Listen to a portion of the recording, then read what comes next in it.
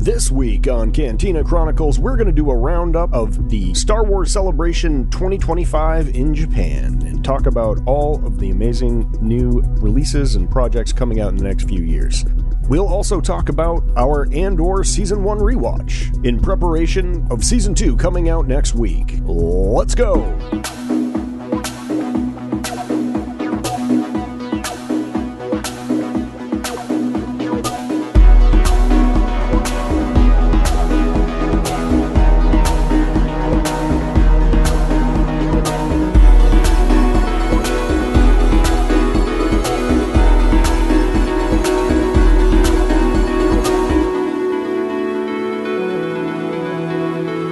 Welcome to Cantina Chronicles. This is going to be a big one. For those of you that are listening to us for the first time, thank you very much. Welcome to the Cantina. Pull up a chair, grab a beer. This Cantina Chronicles is a weekly Cantina crawl across the Star Wars galaxy where we have toe-curling conversations about all things Star Wars, including news, notes, and theories. Synthesizing all media. We are the landing pod for all things Star Wars right here at Cantina Chronicles. So grab a seat. Welcome. We're going to get into this. This one's huge. This is, I feel like we've been doing a lot of vamping for a couple of pods, which I love doing. But now we've got a entire Star Freighters worth of material to go through tonight, and I couldn't be more excited.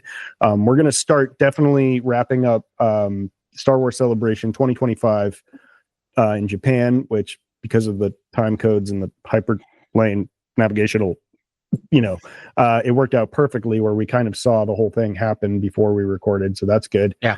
I think day 3 is happening concurrently with our podcast. Yeah.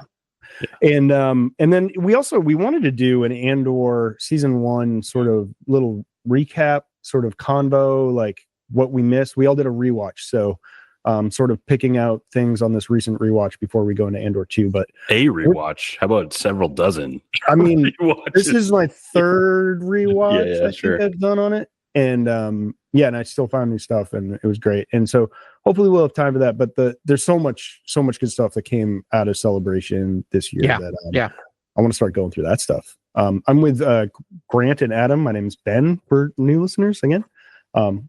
And Grant and Adam, how are you guys? Sorry, I've been running my mouth. I'm very excited tonight. Incredible front cell. That's all I have to say. I am excited to talk about this celebration so far and all the news that's come out of it. It's nice to have actual concrete news to talk about with you guys. And I know we've all been digesting it separately, but that's what's fun about this podcast is we get together, we talk about it, we explore all the ideations that are sort of talked about at the celebration, and then we extrapolate and we have a great conversation. So I can't wait. Plenty of side text chains too, where we just spitball ideas out there. The wilder the creator. I always love. We're always talking about Star Wars, basically. Same. I was excited. I think I texted. It always feels like Christmas to me. The celebration. I just really enjoy it. I will say. Every Christmas is different in my household. My parents had lean years. My parents had better years. But no matter what I got, I was always excited. This may have felt a bit like a lean year. I was about to say, what did you feel about this year? Yeah, it's been lean, but still enough that it gets me excited. Right? It's still plenty to talk about it. So I was expecting a little more than what we got, but I'm happy. I'm perfully satisfied with what we did get. Well, it's not over yet, right? So there could be a big. Maybe a trailer or something at the very end. No, Sunday. Nothing on day 3. Low key day. They do a lot of the other. Okay, stuff. all right. And I didn't have a ton of time to catch this stuff live. I was thinking, it's going to work out great, but it just didn't. And they always get posted. Chunks get posted on YouTube immediately. And so I tried sifting around to find some things, but I couldn't really. It's just so much. It's event exclusive stuff. Hours and it's hours. You've got to be there. It's for attendees. It feels like they cracked down on the ability to live stream, because that was like the last couple of celebrations. You could always find a pirate stream, and that just didn't seem to be happening this year. No, I even right before I was on. So I've been trying to just cram in some time, but right before I was on, I saw a different YouTuber. I think his name is all the things Jedi. Is something like I'm sorry, I feel like I should credit something Jedi. It was his summary of just the Ahsoka panel. And I was like, oh yeah, I should just see. I don't know, because there's so much information there, and if you go on StarWars.com, they give you like a couple of things. But I tried to go through, saw Manny Jacinto, his sort of melancholy interview. Yeah. I did not get to see that, so you'll have to tell me about it. I will definitely talk about it. Should we start at the beginning? Let's start day one, maybe some stuff that happened. Yeah, big stuff. Let's get into it, right? Yeah. All right, so biggest announcement. I'm trying to go biggest announcement to least, but we'll see how we do. Star Wars Starfighter, written by, I think, actually Trotter is his last name. No, anyways, it's a Sean Levy movie, and we got Ryan Gosling, long rumored to be in this film, is definitely in the film, and he came out and talked about what it meant to be in a Star Wars, and those two are great. Did either of you see that conversation? I did. I thought Ryan Gosling, might be the most charming human being on the planet when I watched that. And I was like, is he not just the best person with crowds and fans? And just in terms of like winning over the fan base, I would say mission accomplished after watching that. So that's kind of what I got. His, Never Tell Me the Odds trucker hat. I thought, that's got to be something they'll sell eventually. It's very cool. Yeah. And the other thing, like building off of that we haven't really talked about, I think a ton, we may have like kind of danced around it without thinking about it, but this is really the first Star Wars movie built around a big time superstar actor, right? Like we haven't had that. I thought you were about to say video game, but I was like, we don't know that yet. No. But you know what I'm saying? Like, this is interesting. And so that's why you get someone like Ryan Gosling, because everyone loves him. He's a known name, and he can come out and sell the crap out of it. Yeah. I wonder, I mean, I don't really know, but like Harrison Ford had done American Graffiti, but he wasn't. No, and that is a bit part. That is a bit part in American Graffiti. Like I mean, you get the biggest name was Guinness. Like the biggest draw was Alex Guinness at that point. And like that maybe got some older people in the seats to see, but and not that they don't get nobodies, right? Like Natalie Portman was a known actress at the time, before. Ewan McGregor, Samuel Jackson, but like in terms of main character superstar, like no one else has been a superstar. I mean, Samuel Jackson's a good pull because that's probably the closest we got to like a big time actor, but he only got bigger and bigger after that. Well, I mean, first saw it, like he was still Jules at that point, and it was like, okay. Right. Which is my feeling about Woody Harrelson too. When I watched Solo, even though I've gotten over it, it was like right after True Detective, so he was like at the peak of his. I feel like Oscar Isaac and Liam Neeson are good examples of sort of like stars who just jumped into the galaxy far away and sort of really just brought forward like incredible performances that I think we still think about. But Gosling is like, I think, on another tier even from them. Like currently, right? Like, I mean, Barbie. He allows you to do something where you can almost devote like 75% of the screen time to him, which is like a kind of a different approach to storytelling, which is might be interesting, where it's like almost a lot of him in the cockpit, a lot of over the shoulder moving around with Gosling. Like he offers a sort of like, he offers the storyteller, a lot of usage in terms of like him being a incredible sort of like both internal and external actor, and like exploring emotions, but also like doing incredible action work. Yeah. And it allows shorthand for the writers, right? Because he comes as a known entity. Like we know what to expect from Ryan Gosling in a good way, is that like you don't have to spend that much time front loading it with why this person is who he is. Like you will just get it and work your way backwards throughout the film. Love that. Love and that. Jonathan Tropper, I believe, is the writer. Tropper, that's producer of Banshee. Okay. The Adam Project, a few other things. That was the other Sean Levy. That was a Sean Levy. This is Where I Leave You, I think, is a show. Yeah. I think. Yeah. I mean, the Adam Project is also Sean Levy saying, "Would you watch? Have you either of you seen that movie?" I think we tried watching it one night, and then I think I don't know. It's fine. For other. It was also middle of pandemic. It was that weird pandemic brain where I'm like, I know this is a big film, but I could not process it. It's homework. Watch it, because this is Sean Levy going, please give me a Star Wars. I want a Star Wars. Look what I can do. Because there's lightsabers in that movie. He has straight up lightsabers in that movie. Right. Maybe I have seen that then.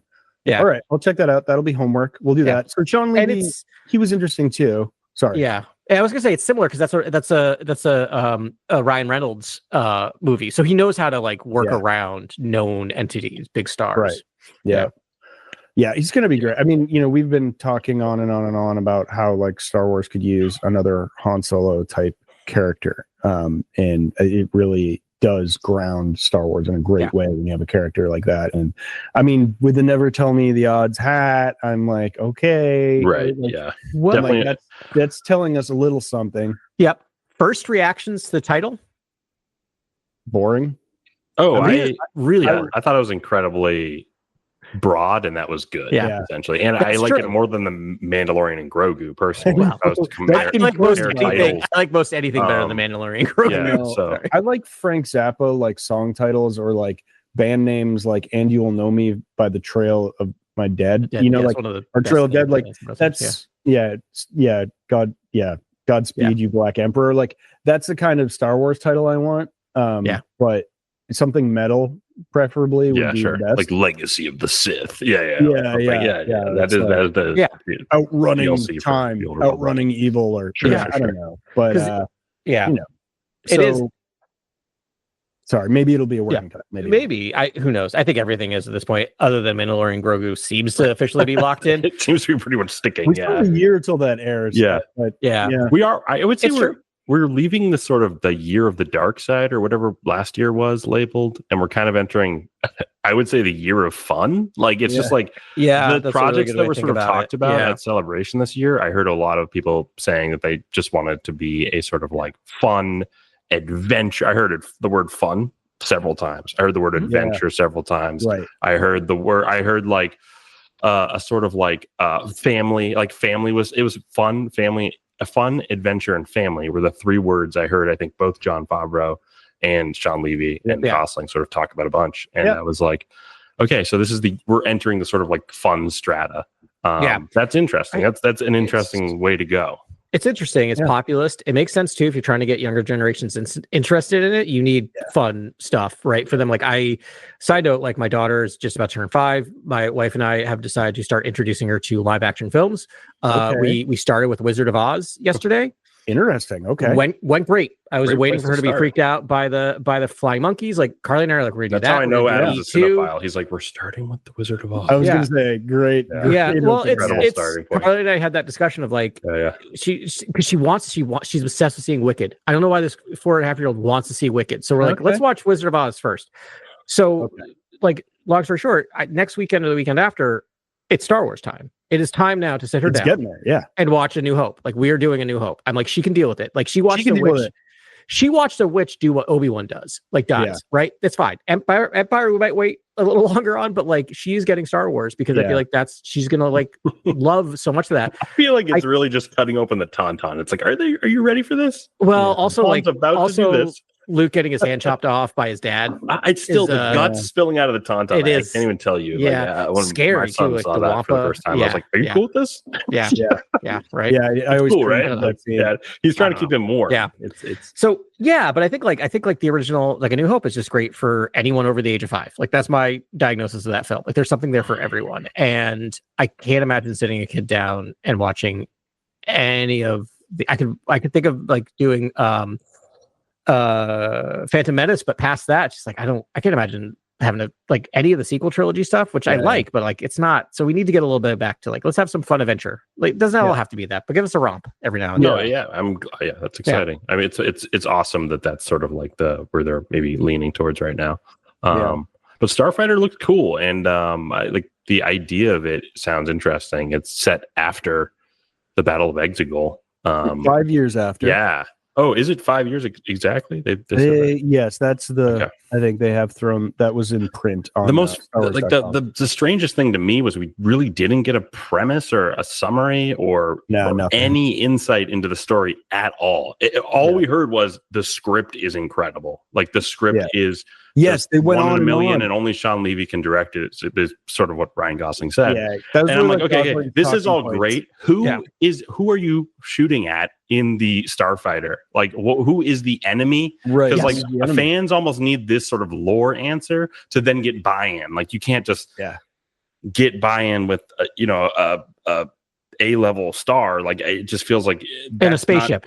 You can't say Starfighter Ryan Gosling buy-in. That doesn't. It has to be of the concept art in the background. The lore stuff has to be more in the foreground, and you just have to be able to pivot and have new ideas that expand the lore faster than fans can even reckon with it. And that's sort of where Lucasfilm needs to be, but it's not there. It's like, oh, we keep the lore deep and hidden and secret.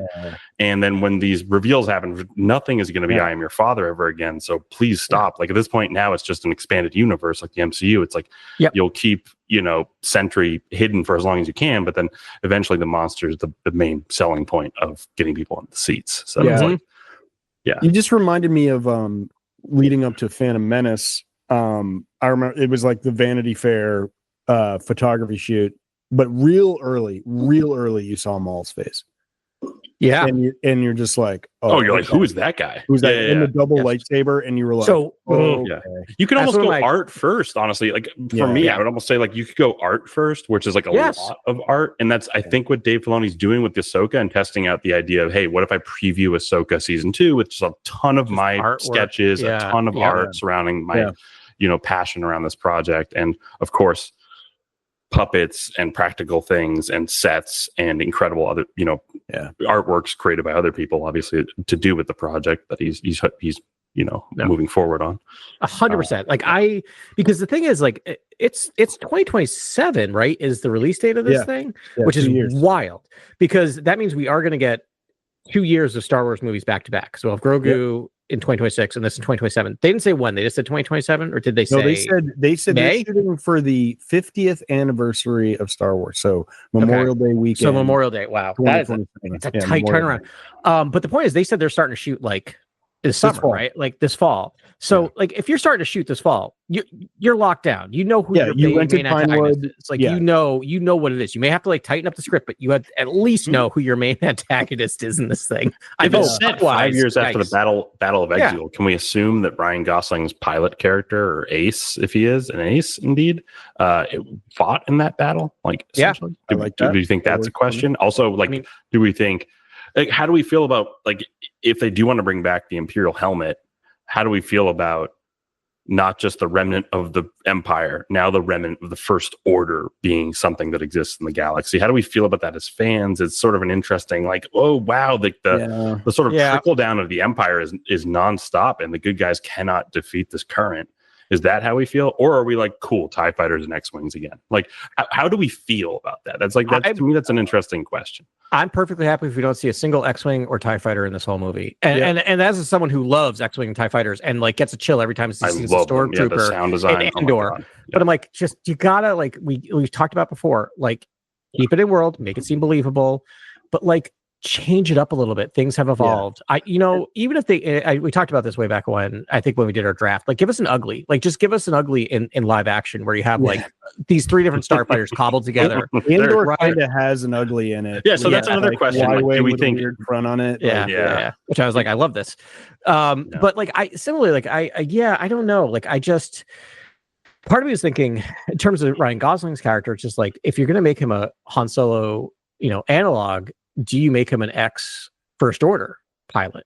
Yeah. Like, right? Like, do you have that is that like a hidden background? Is you don't know who he is, and it comes out. That's the movie I want to see, Adam. What you're talking about, where he wore he was the faceless TIE pilot, super long, and now he's like, what's it like to just assimilate into the New Republic, or I guess the Free Republic, whatever they're calling this Republic after the Battle of Exegol? Oh yeah, we're gonna learn a whole new timeline. It's they've got to set up a lot of stuff. That's the thing I'm the most excited about is that we're in the future. Like, we don't know. They can do whatever they want. Yeah. And Levy said this is not a sequel. This is not a prequel. It's like going to stand alone in this universe. So I that, to me, like, made me feel like they're going to do new designs, and they're going to turn the page, and they're just going to play in the sandbox and do what they want to do, and then whatever comes after it. Because I think the Rey movie is supposed to be 5 years after this, so that's correct. Still have plenty of room to move around, and this could be like, we just have to attack the pirates who have been trying to gain power in the void of the sort of. I find it hard to believe that, like, that it's really not going to touch the Rise of Skywalker or the Rey movie, because, like, you need someone to fight in your starfighter, So or it's like Hosnian Prime, right? Like, what about syndicates? Like, let's not even pirates. What about like crime syndicates? It's kind of been done a little. I mean, what about pirates taking over the wreckage of Hosnian Prime? Yeah, there's stuff that they can do. Yeah. I know, like we just got, pirates in Skeleton Crew, which I would like to move away from pirates personally, but I don't and know. then we got syndicates in, I guess Solo. What was the other one? Outlaws. You had such an in-depth experience. They've been connected through Mando. Mandalorian too. And you got syndicate stuff going on around the edges of Mando. So that's true. They could introduce some new syndicates, and that could be really fun. What about the droid Gotra? What about just droid enemies? Like we haven't seen droids as bad guys for 30 years. For a long time, 20 years. Yeah, you got that's incredible. On your bingo card. Yeah, that's so funny. We haven't touched that one in a minute, but it's always honestly that is like that would be incredible if the next threat came from within. The calls coming from inside the house. Just like the droids did it. Remember the Dark Droid? I know. Series? Like, do that live. Just rehash that. That'd be incredible. Oh man. Well, I pitched you guys my take on maybe who the villains should be. Where I was like, what if it's some Sith acolyte of the many we see get crushed by rocks, gets out of there and takes control of whatever Sith remnant is there. They're not called First Order. They're not called the Empire. They're called the Sith Eternal, if you will. Want to use the full name. And then it's like a bunch of First Order people have to assimilate with the Sith mystical sort of like leader and the Sith, sort of leadership. And then that's the villain for this Ryan Gosling character, who's I would hope to be the hero of the story, right? Yeah. Like I think Gosling's the hero, right? And it's like. And then man, I pitched you guys. I was like, dude, what if they get Tom Cruise for this movie? Like, sure. I think he's entering his villain years, dude. I think we are now in villain Cruise prime time. And I love it. I think it's I love time. it. Yeah, and then as a rival ace. Right? It's a Top Gun rival ace. Is I would take it a step further. I would be like, he's like a commander, but gets forced into the cockpit, and he's just like, I will show you. But it's full Valkyrie with like the eye patch and everything. Like, you could also see him as a Sith, right? Yeah. Like he's so charismatic, and he so turns evil so easily and stuff. So Grant, I love this because what my mind started thinking about is this is kind of it's like a tone poem. It rhymes, is because if you're talking about the elimination of the Sith acolytes, maybe on their end, and the same thing. My point is, my point is that you're right. The odds that every single Sith acolyte died in that thing makes no sense. There's got to be some. One got out. So isn't this just the reverse Order 66? Isn't this their version of Order 66? In that that the Jedi decided to kill all of the Sith acolytes, and so now there's a few of them that are on the run and hiding. And like I love this idea of just like it's a tone poem, right? It's like this is their Order 66 is getting destroyed by Rey in the temple. Grant, first of all, put that story in my veins. Yes. And I love it. And I mean, and now my brain's going crazy. I'm like, oh, this could be. Well, it's better than pirates. I'm just trying to think of alternative to pirates. Honestly, I'm just kind of like, what can we do besides pirates? Like, but the Sith thing, it's like then it's like you have disparate. You can do like a path, analog for the Sith, and there's infighting within the. Yeah, I thought the struggle could be like the First Order peeps with the Sith peeps, and sort of like how they're like, we didn't even know about you guys.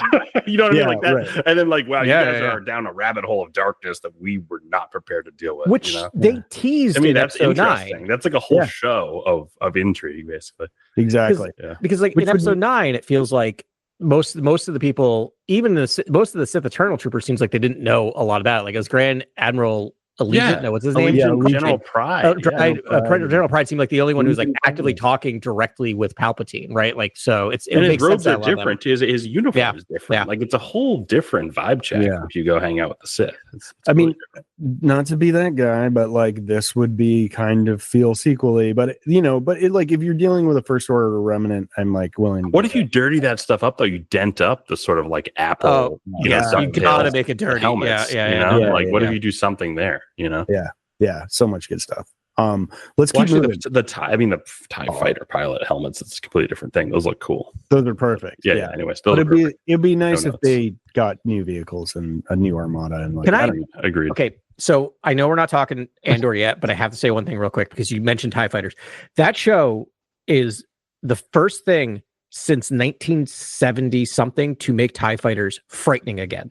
Oh yeah. Like fly over on Aldhani. Scene in that when and when they are like buzzing, and also when you see the TIE pilot get in, like it is What about that fascist thing to like do the fly down and like fly over them like 80 feet above their heads and like just screaming TIE or like he saw them and then did that, like just buzzed them. It was just totally trolling them in a TIE fighter. I was like, wow, this is scary. That part, the trolling in the TIE fighter, and then the beach shore trooper trolling Cassian. I was like, this is terrifying. I was like, Tony Gilroy nailed it. He created perfect sort of authoritarian. Hope Levy and everyone else is taking notes, right? Take notes. This is how you do it. Oh, good. So terrifying. We're going to get into it, but I feel like the way Filoni was talking about how he's writing, it really sounds like I'm borrowing from Gilroy. I talked to Gilroy. Like, he's like, he's like, the way he's like, I'm going to be writing constantly. I'm going to be always trying to make it better. Like, I'm going to have tons of time. And this is all I'm going to be thinking about is making Ahsoka season 2 better. So this is one of my favorite things about Filoni, who sometimes I'm not the biggest Filoni fan. I like him. Like, there's nothing I dislike about him, but he's not like my guy. Yeah. But one thing I like about him is he loves being a Padawan. That is my feeling about he wants to be a Padawan in his life. He never wants to be he's like a 8-year-old in the adult boots of George Lucas at all times. And I'm just like, okay, like I love this, but like I almost want you to take those boots and wear them and hike up a mountain and have your own journey and totally take over this entire IP and change it and mutate it and evolve it. And like, it's your turn now. It is your turn. Yeah, but I like that he just was like, Gilroy, teach me. Like, doesn't it seem like he was probably like, please, perfect teacher, teach me. Like, or at least he was listening to the things Gilroy was saying and was like, I better be doing that too. Yeah. Well, there's a lot you can do directing and like working with that. Directing is really just working with actors and exploring character. And like Dave Filoni is a world builder. Gilroy is a world builder. And I think like world builders, maybe they have to almost choose, like, do I want to get really intimate with character and talk about performance and explore blocking and explore exactly how this scene's going to unfold and how everything is said to the T, or do I want to design the entirety of the world and what the characters are going to be doing in the giant sort of epics that are happening in different eras? And for Filoni especially, that's the creative executive. I mean, he's going to be like tackling entire eras of time and then almost distilling the Shakespearean epics that have to happen in those eras, which is like almost kind of what the High Republic is attempting, or was an attempt to do. Almost, it's like, here's an entire new encapsulation of time, and here's a giant epic to satiate Star Wars fans. And I'm hopeful that these epics can be even more sweeping and powerful by really breaking things in the future. Like, I hope every era almost has a story that breaks everything around it and sort of is huge, and like not worrying about infringing upon the next era. Like, I think that's a tough thing to do, but I think that's what Dave Filoni has to do, and I think that's a full-time job. I think it's like nothing. You can't do anything else. I think that is happening, and I just saw one. So for people at home, if you've never watched a celebration, you have to really hang on every syllable to get anything worthwhile out of it because of the live crowd. And so much of it's just cheering, and they say a thing and people cheer. It's like, and it's just the softest of softballs that people are pitching at them. Yeah. So we're digging deep into the subtext on a lot of what they're saying here. But there was one thing we're going to talk about it more, but like Filoni, the way he was talking about Ahsoka season 2 was very much like he's going to wring everything out of that, and we're going to get that sort of Heir to the Empire is really going to be Ahsoka season 2. And it just felt to me like, we're going to talk about it, but like that's going to be the battle with Thrawn is that season. And it's like he's wringing everything out of that season, and he's not leaving anything later. Like I do feel like Lucasfilm has been kind of cute about like, oh, well, we don't want to spend all our bullets. And it's like, I think that's not. They've been very conservative with, and I think they're starting to understand that. It's like, no, spend all your bullets. Like Acolyte, right? Like Leslie should have spent more bullets with the time she had. I think she has something great, and it's like it could have been something more, but it's like I feel like you needed to do. I feel like if anyone puts forward a story that's incredible, you can always just rename the characters and push it around in the timeline until it works. It's like I think it's just you can always do that. But if you have the opportunity to blow someone's face away with like lore and action, just do it. Just do it. Don't save it. If it calls for it, the story calls for it. I mean, do it. Yeah, we're talking about timeline of millennia here in the Star Wars universe or galaxy. Yeah. Which think about all of like human history and how many different things we've had happen over a couple thousand years, and that's it. Right? Like my whole thing is, I think it was one of the Star Wars. It was definitely a Star Wars comic. I can't remember which one. I think it was Main Run where Luke kind of goes to that fungus planet. Remember, he gets like starts talking to other Jedi. Maybe it's not. Maybe it's a different one. But anyway, someone tells you, like, here's the history of Jedi. Jedi have been what we needed them to be at any given time, right? And there's moments like that's the thing is like, so exactly what you're saying, Grant, is like if someone comes with an idea that doesn't gel with like this era, fine. Set it 4,000 years in the past, right? Yeah. And that's when it's Jedi like on were a slider and just a renaming scale. Just move it around and say this is when the Jedi were warriors. This if is it's Jedi beautiful, if it's an epic and it's worthy of Star Wars, definitely just put it in, make it somehow. Yeah. And then when you make that's what's going to feel like a myth. That's what's going to make it have that gravity that you want. It's tough though, because I think Star Wars has a really interesting problem. We have to move on to the other panels eventually, and we will in just 1 second. There's one last thing. I think Star Wars has this really unique, globally what we're talking about. Yeah. Right. And Star Wars to me has this very unique issue where it's almost like a lot of people are tired of the quote unquote superhero origin story right now. Yeah. And I would say like the Jedi coming of age tale is sort of like the white whale for a lot of creatives. I think a lot of people are just like, that's the story, right? Like it has to almost be this fun, adventurous, found family, coming of age person learning about the Force. That's the golden apple. That's exactly what Star Wars needs to be. But I think like it's so funny because like if you talk to fans about the other genre right across the street, superhero movies, they're like, I never want to see a superhero origin movie ever again. Yep. And to me, it's like, how many times can you bake the cake of the coming of age Force user until fans are like, okay, like this is sort of like the always approach, and like unless it's like truly epic, we shouldn't do this. Like it's a very almost like dangerous road to toe, because a genius in George Lucas did it and then set an incredible example, such a high bar that it's very hard to get to that bar. And you also have taken when it occurred in 1977, and it's just sort of like, how did this happen? This is just utter genius among us. Yeah. But it's just tough to get there again and do that again. So it's like, I don't know if that's the chase. And if you're going to chase that, I can't believe there's not a script yet that is that. It's crazy to me that script doesn't exist. It's it's actually like truly astonishing that story is not out there in Hollywood. It's sitting right there, and it's there for anyone. I could argue though that like everyone knows what a Jedi is. Like it's so easy to take a character in media res, fully grown, doing a thing, and then you start understanding more about them as the story takes place. And you can take a random Jedi and just have him be a full-fledged Jedi doing awesome stuff. I mean, we kind of got that in Acolyte a little bit. We got a little bit of both sides of the coin there, but but it would be like, we're in a new era. We don't know what it is. We have Force users. Yeah. It's after Tross. They don't know what to do with themselves, but they have each other, and then they can grow and be. And that's not to say Rey's story wasn't incredible. Like I loved her story specifically. I thought she was incredible in all three films. Even The Rise of Skywalker. I liked everything that happened with Rey and Kylo Ren for the most part.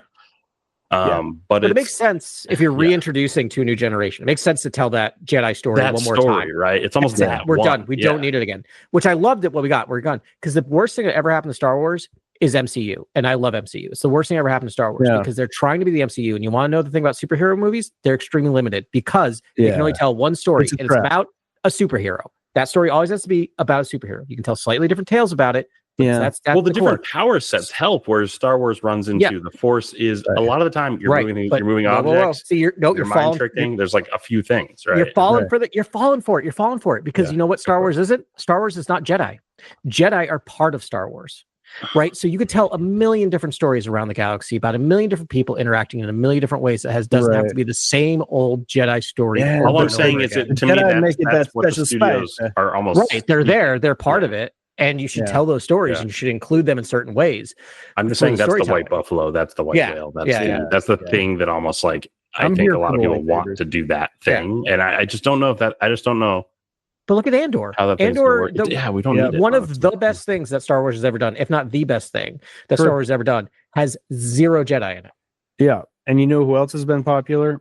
Mandalorian and Grogu. Oh, and there's going to be a movie let's do it. There you go. What a segue. What a segue. Not to take away from what you said, Adam, because you're 100% correct. No, I was really.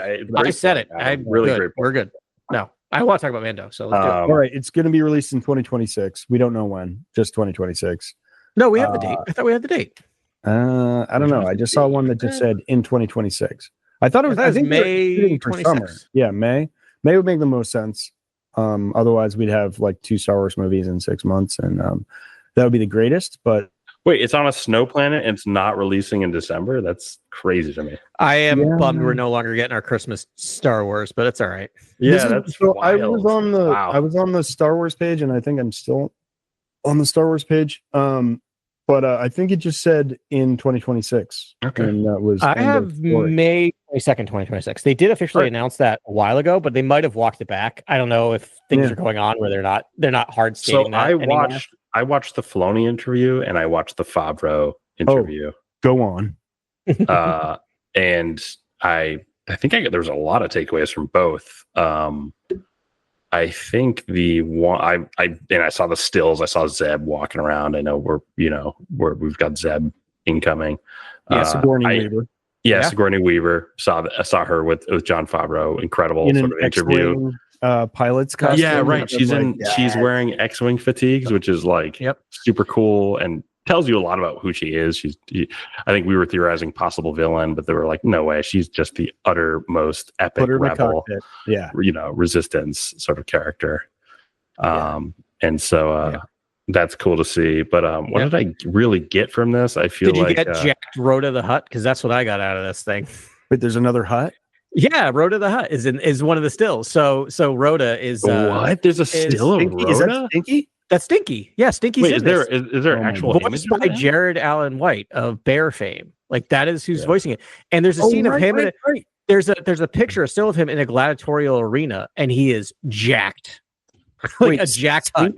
Stinky's jacked, and in a gladiatorial arena. Okay, just to a quick aside for oh my out there, I see it. Are you kidding me? Like threaded Hutt? This is wild. The Clone Wars movie, the first Clone Wars movie that came out early in the beginning of Clone Wars, one of the things is Ahsoka has to rescue a Hutt to try to gain their alliance before the Separatists do. And this Hutt it's a little Huttlet, and it's very cute, and its name is Stinky. The nickname Stinky by Ahsoka, and that's the whole plot line of this. So this Hutt is now apparently full grown, and it's the guy from the bear, and that's the Hutt we're dealing with, which is amazing. Sorry. Yeah. Not to derail us, but that was the thing. That was my main takeaway. I had forgot that happened. I forgot that was a thing. I totally forgot that happened as well. I feel like I think what I got from it is that they were really trying to pick and choose how this like scenes or stories for Mando and Grogu that would fit the big screen, like what would make sense for a movie. It's sort of that was kind of my biggest question coming into this celebration, which is like, how did does Favreau did Favreau and Filoni really like carve this in a way where it's going to be feel like actual film and feel cinematic, and then everything they said basically remedied those concerns. Yeah, it was like Favreau was like, no, we knew this had to be a movie. It had to be big. The scale had to be 10 times larger. It had to be just really feel epic. And I was like, oh, cool. So they really considered how this could be a film versus very episodic. Question: was Filoni on that panel as well? No, it was separate, I believe. It was like separate. It wasn't a panel, actually. It was separate. It was interviews, I think. Because I don't think Filoni's involved with this. Like, he's full speed ahead with Ahsoka right now. I think this is just a Favreau project, this movie. Yeah, it might be. I mean, it's not written by Favreau and Filoni. It's not like... I bet you he'll get writing credit, but I don't know how... They're buddies and he got writing credit, but I think the only writer that's going to be on this is going to be Favreau going forward. From what I saw on the Ahsoka panel, like you watch actual panels, I just watch snippets. So like you tell me because we're all reading tea leaves here. Yeah. But this isn't me trying to speak definitively. This is me giving you my best guesses. Kind of reading. Okay. No, I think you're right. Yeah, I think definitely it feels like Favreau's at the helm of this. You're definitely correct about that. I also feel like along with Filoni is like, what is the Mando story?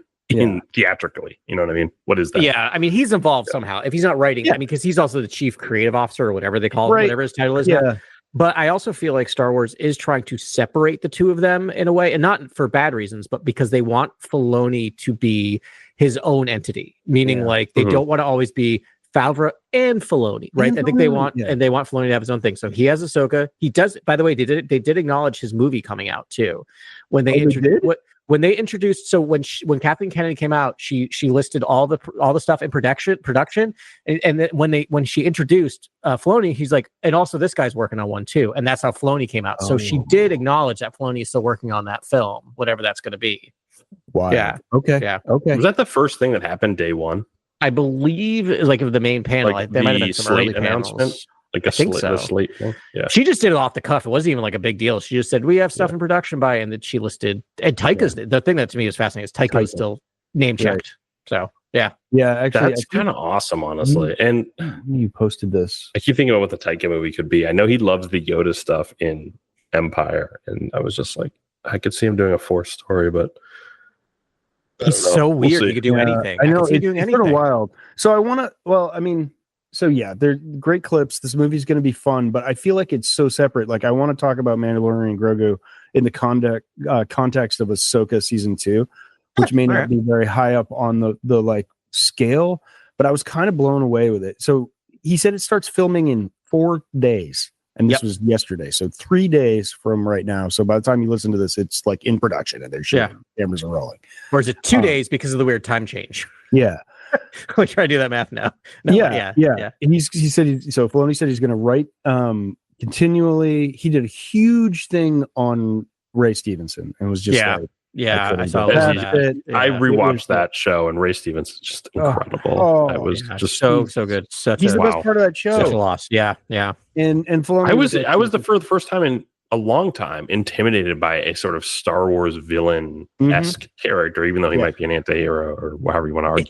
The villains are the villains, man. Yeah. Deidre Marrow is one of the best things because you just paint a character in a way that you, even though you know they're bad or they might be bad, you're still rooting for them for whatever reason, right? Baylan Scully. Well, definitely when you see her coworkers, you're like, I want her to succeed. Yeah. It was a good year for villains. Whatever. It was a good year for villains. It was like, you know, we have Baylan Skull, Shin Hati, The Stranger. The Stranger, you know, Deidre Marrow, Major Partagaz, obviously. Wolf Yularen, Thrawn, like it was, you know, but the ones that they made out of whole cloth were some of the best ones. Yes. And so he was messed up about Ray's death, as we all were. And him super more sudden and super just out of nowhere. Yeah. But he said he talked to the family and what they wanted and what he thought Ray would have wanted. And they recasts Baylan Skull with Rory, and we got to see pictures. I'm sorry, it's Rory McCann, the Hound from the Hound from Game of Thrones. Amazing actor. I'm really excited about that. Yeah, and they actually had some images of Rory in his costume. I was blown away when you shared that with us. Yeah, I was pretty much on board once they said it, but after seeing that, I'm like, yep, 100% on board. It's almost like it's as if he's been like, I don't know, sort of like meditating near the Mortis shrine for like 20 years or something. Like there's some passage of time look to his design. That's I was wondering if they're going to do he dyed his hair, I think, too. I don't know. And then also dyed his hair. Yeah. Are they just going to not mention it? Because it's always my thought with recasting. It's like sometimes you mention it, sometimes you don't. Or knowing Filoni and weird, he's a hologram, Adam. It's the hologram form, and it's like that's the thing. Or like when he was 20 years younger. I came back to my body after being with the mother, and this is what I came back to, or something. I don't know. Like I personally hope it's like just don't talk about it. Just don't talk about it. Yeah, he's been living hard. That's part of the story, you know, and that's where he's at right now. People look different throughout their lives. He found some hair dye. It's fine. So. He has a very man on a mission feel in Game of Thrones, like just as a character actor. Like it's almost like when the Hound's on a mission to do something, for instance, get revenge on his brother for like pushing his face in charred coals. Like it's as you do, like your whole life, that being your mission. Like you feel like he's on a mission. So like I'm hoping he brings that to the role of like Baylan is going to crack this Mortis god's code, you know, no matter what, and he's on this mission, and I could totally see that from Rory McCann. Yeah, I'm actually this panel actually got me super excited for Ahsoka too. And if you've listened to me for the past couple pods, I was not. Or if you were in our text chains, which will not be disclosed, not really knowing, but then you know what they hook me with?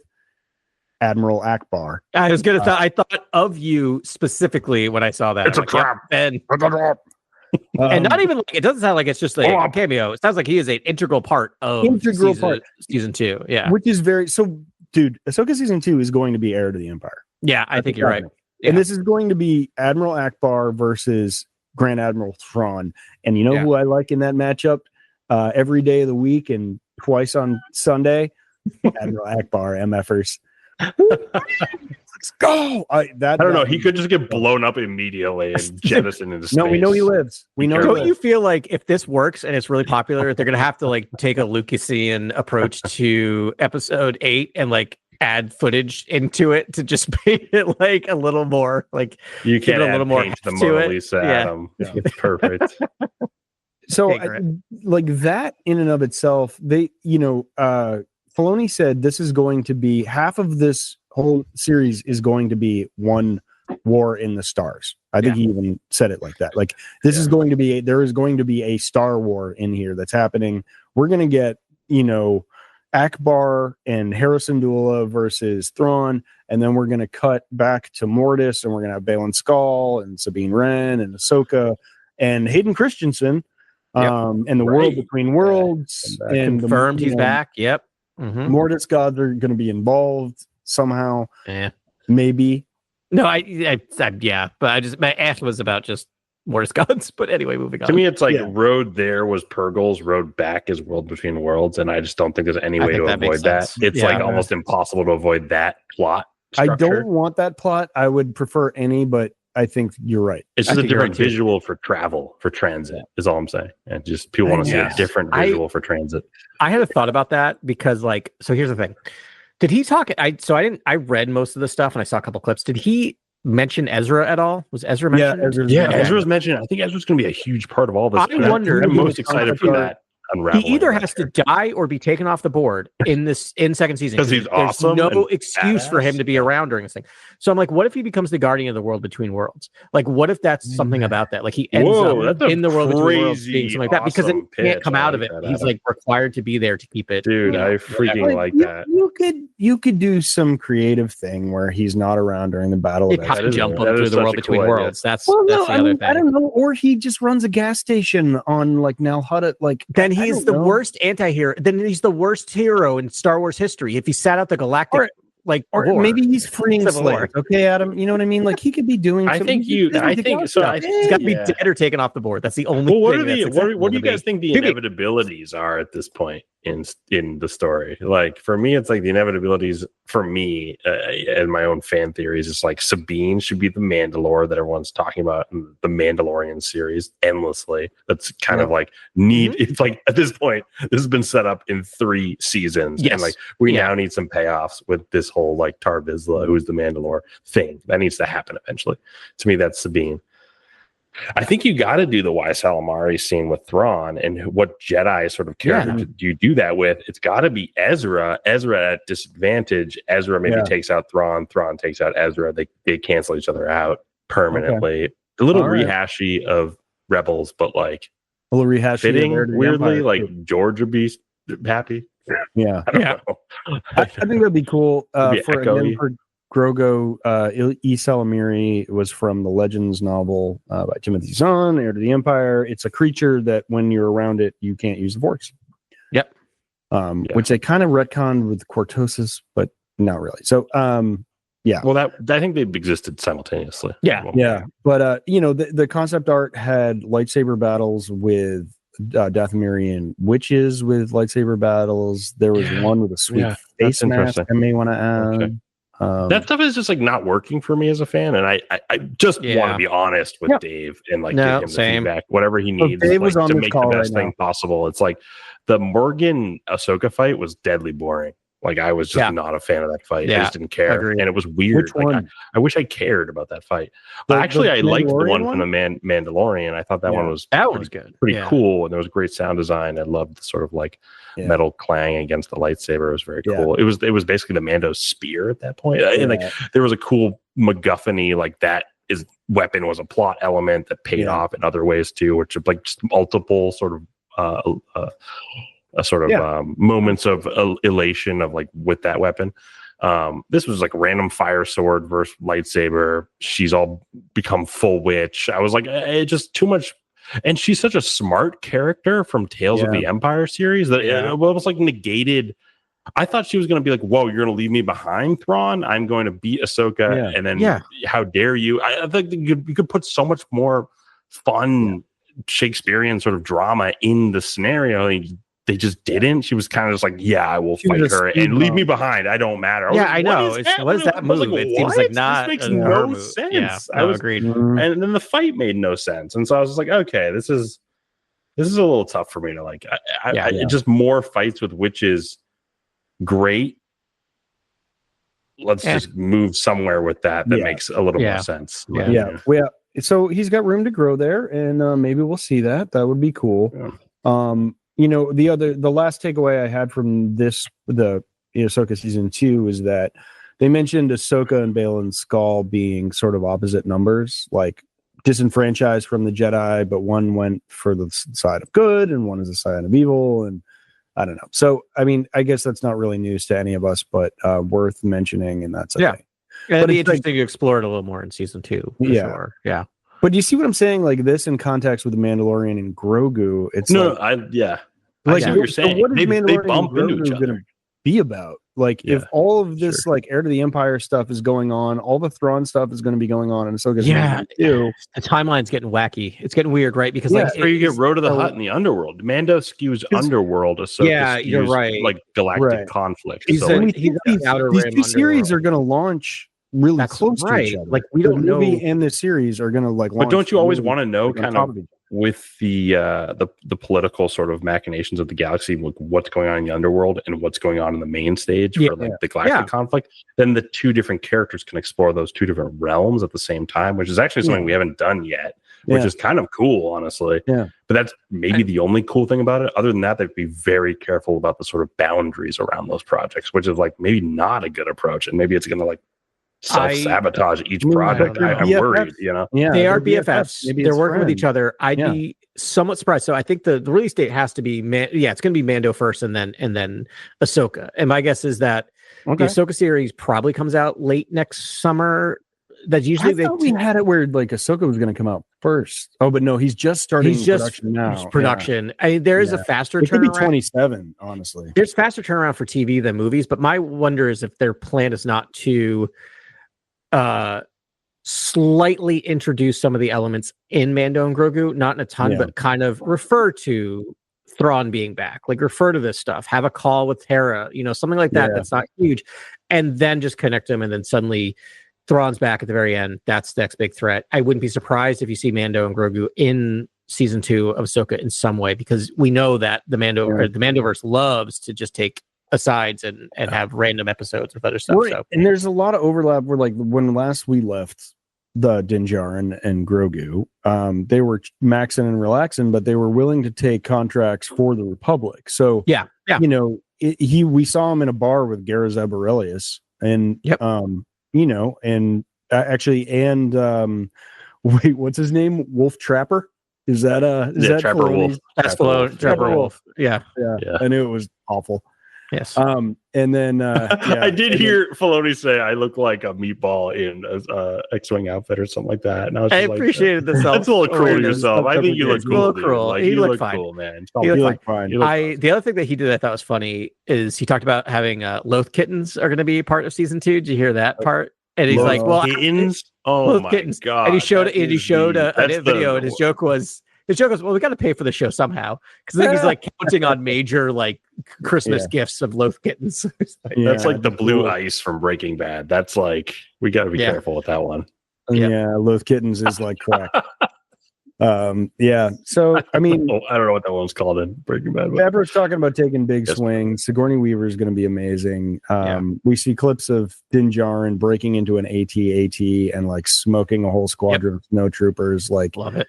Yeah. Wait, that happened? Yeah, it's gonna happen. No, that you read a description of that happening. You saw that was shown on. Yeah, they showed some. Okay, but you read a description of that happening. It was shown to attendees. Yeah. That was how I didn't even want to know about that. How dare you? I'm leaving this pod. Don't worry. I'll come back. Come back. It'll be in the trailer, I assure you. That's probably coming out. Yeah. No, I'm joking. That's the stuff I need. That's the stuff I need in my veins. Trailer's going to be in front of Fantastic Four, right? Oh my gosh. Well, I feel like Favreau is just like, what if we just cooked for 2 hours and I think that's probably what he's gonna do. Is just leave nothing on the floor, like nothing. Yeah, and it's just Mando, just full gunslinger mode, like the entire movie. They're like, what if we started page 15 and on? He's just like pure gunslinger mode. I was like, oh, I'm excited. I know, which would stand in such fun juxtaposition to like the last time we see him on his like porch, just like chewing a hay, seed. I almost want him to be like burying his friend, and like it's like Unforgiven, and like they're like, you got one last mission. I mean, like, I almost want that's the movie. You know what I mean? Like the movie is like, someone killed Grief Karga. My thought about this is it's going to be a Grief Karga revenge story. Like that is my thought about what this is. Yeah, I love that. And he's just like throws out all the morals he's ever had, and he's like, "This is how we go on a revenge tour, Grogu." And Grogu's like, "Meh," and they just do it. I mean, you gotta wonder. Button, just like yes. I would not be surprised if we get I think you got to get a Grief Karga cameo. Cameo. I mean, what if you do it as a posthumous not posthumous, but like a pre-recorded holo message, because I think you can hide the CG a little bit, and like, if you see this, I'm dead. These are the people that killed me. Message. These are the people that killed me. I feel like Grief should just like he should get the Grief's blaster and like just use that a couple times in the movie, and it's like a special or something.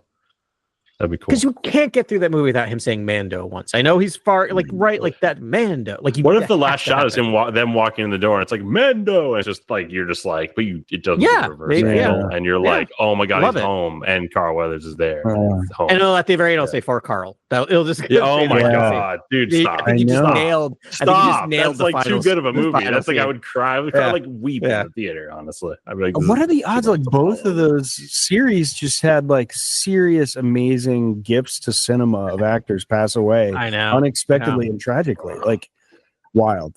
And Carl Weathers is the man, and I hope they honor him. And I wonder, I didn't see them talking about that, but I hope they do that. That's the movie I want, is just like Grief Karga revenge tour. It'll be like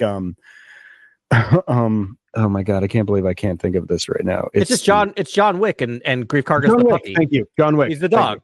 Grief Karga's the dog. Well, I mean, Grief Karga is so much more, but yes. No, but I'm saying if you're making the one for one equivalent of the two movies, the analog, But it's the most precious dog, even cuter than 100 puppies. More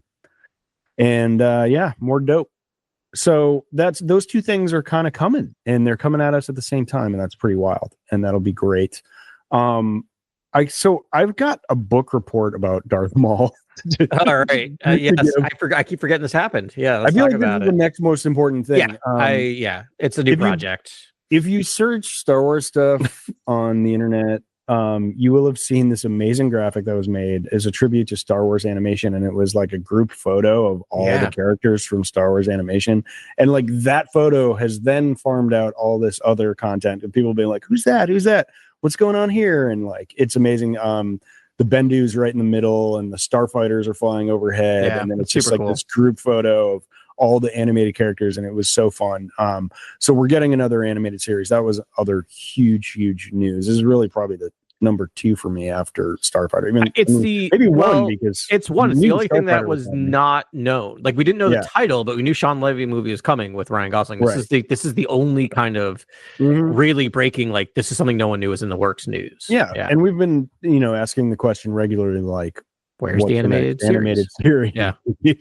And we just had a podcast last week called the Forrest Gump of Star Wars. I know, what are the odds? Yep. Referring to Darth Maul. And here it is. So so there's this, it's called Shadow Lord. Sam Witwer was on the panel, who voices Darth Maul, who always has through the Clone Wars. Actually, he voiced him he did the live action voice in Phantom Menace too, right? No. It was it was what's his name? I can't think of his name. He was in the new version of the Tick. Peter Serafinovich did the voice of Darth Maul in that. But since then, he has been every voice, including in Solo. He was the voice of Darth Maul. In Solo. Sam Witwer. That was Sam Witwer. Yeah, Sam Witwer is now the official voice. I also don't know if part of me is not be surprised if you go back and watch Phantom Menace if they haven't redubbed it with Sam Witwer's voice. And the actor who played Darth Maul's Ray Park, and I think actually he was there in Japan. I thought I saw some pictures of him messing around with lightsabers because like that's his favorite thing to do. And I know the last time we saw Maul was in season 7 of the Clone Wars, and meaning the most recent release. They actually mocapped Ray Park for the animation, which I'm wondering if they'll do that in the series, which would be so great. At least maybe, for the probably. I mean, that he loved Ray Park. Well, he's had some issues that I don't particularly love, but he seems like an okay. He has some problematic. But I will say this: like when you go to his Instagram thing, it is 99% Darth Maul and like 1% Toad from X-Men. Yeah, like some drum videos, I think. Yeah, so like I think he'd be more than happy to sit in a gym for 20 hours and just flip around with mocap on him, which I'm like, great, do it, because those scenes in season 7 are amazing for that reason. Yeah. All right. That's wild. Did Sam Witwer base the voice on the singular line from, or I guess multiple lines from? No, it's like one line. You're right. Yes, last, finally we shall have our revenge. I was like, that's like the entire voice is based on those lines, which is kind of great for a voice actor because you can be like, well, I could really make this my own because there's not a lot to work on. As long as I kind of hit that occasionally, I can do whatever I want. Incredible if it just always and I do kind of sounds like that. I do love his voicing of Maul. It is like cool. I enjoy that as much as he does Maul, do that. Actually, it is perfect. It actually does fit. Actually, and the drama acting and the whale and like he's like, and when he got the best story, the animated universe, all of the animated stories. Have best served Darth Maul. And it's his voice crazy. It's wild when you think about it. It's really wild. Yeah. He's Vader's pain. He's almost like another element aspect of Vader's pain and the pain aspect in the Force. He is suffering. Yeah. So last week it just sort of occurred to us spontaneously. We're like, he's been in he is the Force Gump of Star Wars. He's been through all the everything. Prominent things. But we were kind of grasping at straws coming up with like, he was this, he was that, he was this. But now that we know the series is coming, I think we can actually, if we look at his history, which I'm about to He was like, this is the Old Republic. Do you like it? Is it interesting? Yeah. We don't have to play in this era. I invented time travel. I'm now in everything. Yeah, right. Oh my God. Yeah, don't let him anywhere near the like world. The most like, epic when you get there, when like fans who have played, games and have read lore about the Sith, like when you get to Malachor and it's like Darth Maul is there, that's a big deal. That's a huge deal. That's almost like I Am Your Father. It's like this guy's here. What? All right. So here's this. I'm going to break it down for y'all right now. Just we'll get this out of the way. He was born in Darth Maul was born in 54 BBY. So we're doing BBY here. To Mother Talzin. He's actually Mother Talzin's child. I don't know if you guys knew that, but that's wild. And he had two brothers, Savage Opress and Farrell is the other brother. Didn't know about the other brother. Farrell, I did not know about this. All right. So in 40 BBY, so that is 14 years later, Sidious takes him as his Sith learner under him to become Darth Maul, which I thought in which you can read about. I think they can take him they took him as a child, but something I saw they took him as a baby. Yeah, I think he was much younger in old EU when they took him. Yeah, I could be wrong. I think there is a Darth Maul book, and I think there's also a dedicated one, and I also think there's the Phantom Menace novelization where I think they allude to Palpatine taking him something animated. No, you know what it was? I think it was Lucino's. It was Lucino's novel. There's even comics. There's even comics where Maul is first introduced to Palpatine. Yeah, right. And we just had the Red, White, and Black series. And I thought they might have Palpatine like tortured Maul in like the comics, and it was really controversial. It was like, wow, this is a dark direction to take all this. Right. So, anyways, according to the timeline that I found on the internet, he was taken in 40 years BBY. So at 14 years old, he's taken and then trained.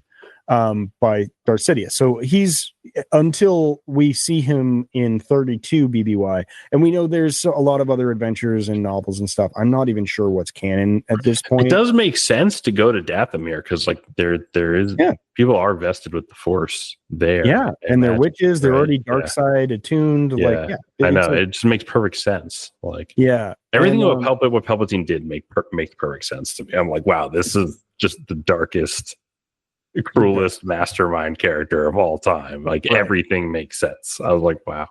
So he took him. So 12 years after that, so that would put him at 26. He is in we see him in the Phantom Menace. We know how that went.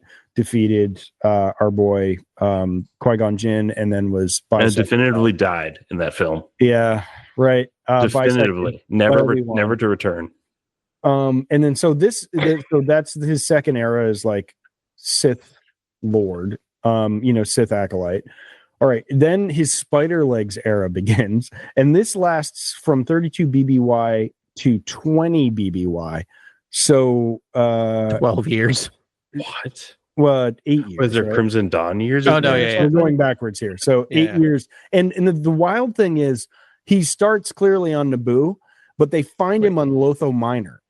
Like trash planet, which is like, I don't know how that happens. That's never been described. I don't know that we're gonna get that story. To me, you could do like, in a comic, we will eventually get that story. Oh, man, you could do like Akira or something where he's almost like climbing up from the sewers, like Metropolis. I don't know if you've seen some of these animes where he slides out. Like he's almost like in a mega city or Ecumenopolis, but it's like has to climb up from the gutter. Like how does he becomes like a crime lord? That'd be awesome. Droids sweep him into a garbage hauler. That's and that hauler gets dumped in this garbage planet. I think like that's the most likely thing. All right, so he has an 8 year of just suffering as a bisected corpse, still alive, and he ultimately makes himself into actually the best description I heard was a Centurion arthropod. It was like or cyborg. Sarturian arthropod cyborg is sure. Spider legs. Take your word. Spider legs.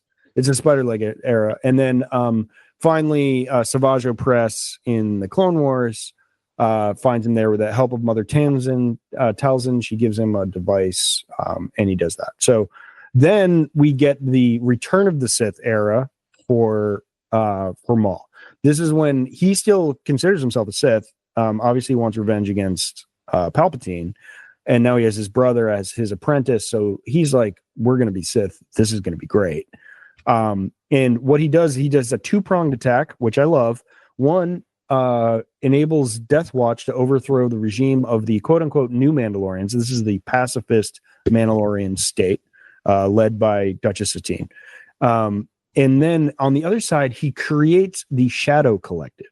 So this is the first time we're getting him being like, you know what, I need to unionize the criminal syndicates. And he mobilizes the Pikes, Black Sun, and the Hutts to participate in this Shadow Collective. So there's two things going on. So he's taken over Mandalore, does this. But very quickly, Palpatine, aka Darth Sidious, gets wind of this and is like the most incredible action moment of all time. Yeah, he's like, absolutely not. And comes in and kills Savage Opress and captures Maul. Fights Maul and Savage Opress at the same time. And toys with them and just it's amazing. That's one of the best things Filoni's ever done is like that's classic. Seeing like, and because I love that Darth Sidious goes as a solo mission. He's like, I'm gonna just take care it's like Yoda, like Darth Sidious and Yoda will just show up solo. They're just like, I'll solve this. Let me solo them. And he just does it. And I have a quick update about Maul being taken by Sidious, if you want me to jump in. Okay. Go for it. Ben, you're absolutely right. In current canon, he was taken by Sidious at age 14. In old EU, he was taken as an infant. So there are. So you're right. We were all right, and that's what happened. I read something about that. I think it was in the. It was in the Plagueis. It was in Plagueis. Yeah, and then it's just interesting because it's very close in that Sidious first meets Mother Talzin, what's her name? Mother Talzin, and works with her quite a bit. But like in the new EU, Maul hides away from him and doesn't actually meet him till he's much later. And then as in the old EU, just saw him as an infant and was like, I'm going to take this baby. I'm going to take this baby. Yeah. Yeah. Really amazing. Yeah. So sorry, I'm chewing on my gummy here. Just a little snack. Yeah. So that's the Return of the Sith era. He was ultimately saved by some Mandalorian super commandos, which is like, if you ever get the opportunity to have some that armor looks super incredible. Commandos at your back, get those. You should do that because they saved his life, and he continued to rule Mandalore until the Siege of Mandalore, which was shown in great detail in Clone Wars Season 7. Ahsoka led a Legion of the 501st, dressed up with Ahsoka painted on their masks. And they went and liberated Mandalore from Darth Maul. Right. Which is why Maul was like revealed that like all he's ever wanted to do was kill Obi-Wan Kenobi and kill Darth Sidious. And he even like kind of knew the plan and like explained it to Ahsoka, which is also tragic. And it was great. So now this is 19. It's so like extra though. It's like, why is there a character that just wants to like kill some of like the main characters of the epic? Well, and doing such a horrible job at it. Yeah, I just never really understood that. That's a tragedy of it. Is that like if he didn't have such, he's like a parasocial. He's like a modern character. He's like this. Like I see the characters that you were all focused on in the main story, and I would like to destroy them. And it's like, okay, trying, homie. Yeah, so it's very true. Yeah. It's like if he had any self-awareness, I mean, I kind of love it that he's just like, no, just through hatred, I'm going to throw myself at my problems, my perceived problems. And like, this is the tragedy of Darth Maul, right? Any hoozle, he gets finally ousted by Ahsoka in the 501st, survives. And then now this is, our city's coming, blah, blah, blah, blah, blah, blah, again, All right. So yeah, he's overthrown by the Grand Army of the Republic, and then this is the sort of era when he leaves. Sometime he escapes the end of season 7, right? And so then the next goes time, into the criminal underbelly, rises as a godfather or like a kingpin. Yeah, because the next time we see him, right, is Solo. Yeah, he creates Crimson Dawn. It's called Crimson Dawn. He created it. He makes his own crime syndicate, and I think this is what the animated series at long last is going to be about, because the next time we see him is 2 years before the Battle of Yavin, and that is when we see him in Rebels, the animated series Rebels. You also want to see someone like on the rise in the sort of gangster genre film, but like has the Force. Like that is crazy. And have horns, like Goodfellas with the sick Force. Tattoos. It's like, what is happening? Like Maul is cool all of a sudden. So there are 2 eras of Maul that we don't know about, right? Which is between the end of it. Well, yeah, that's true. So there's 3. So Spider Legs we don't know a lot about, right? How he gets through that.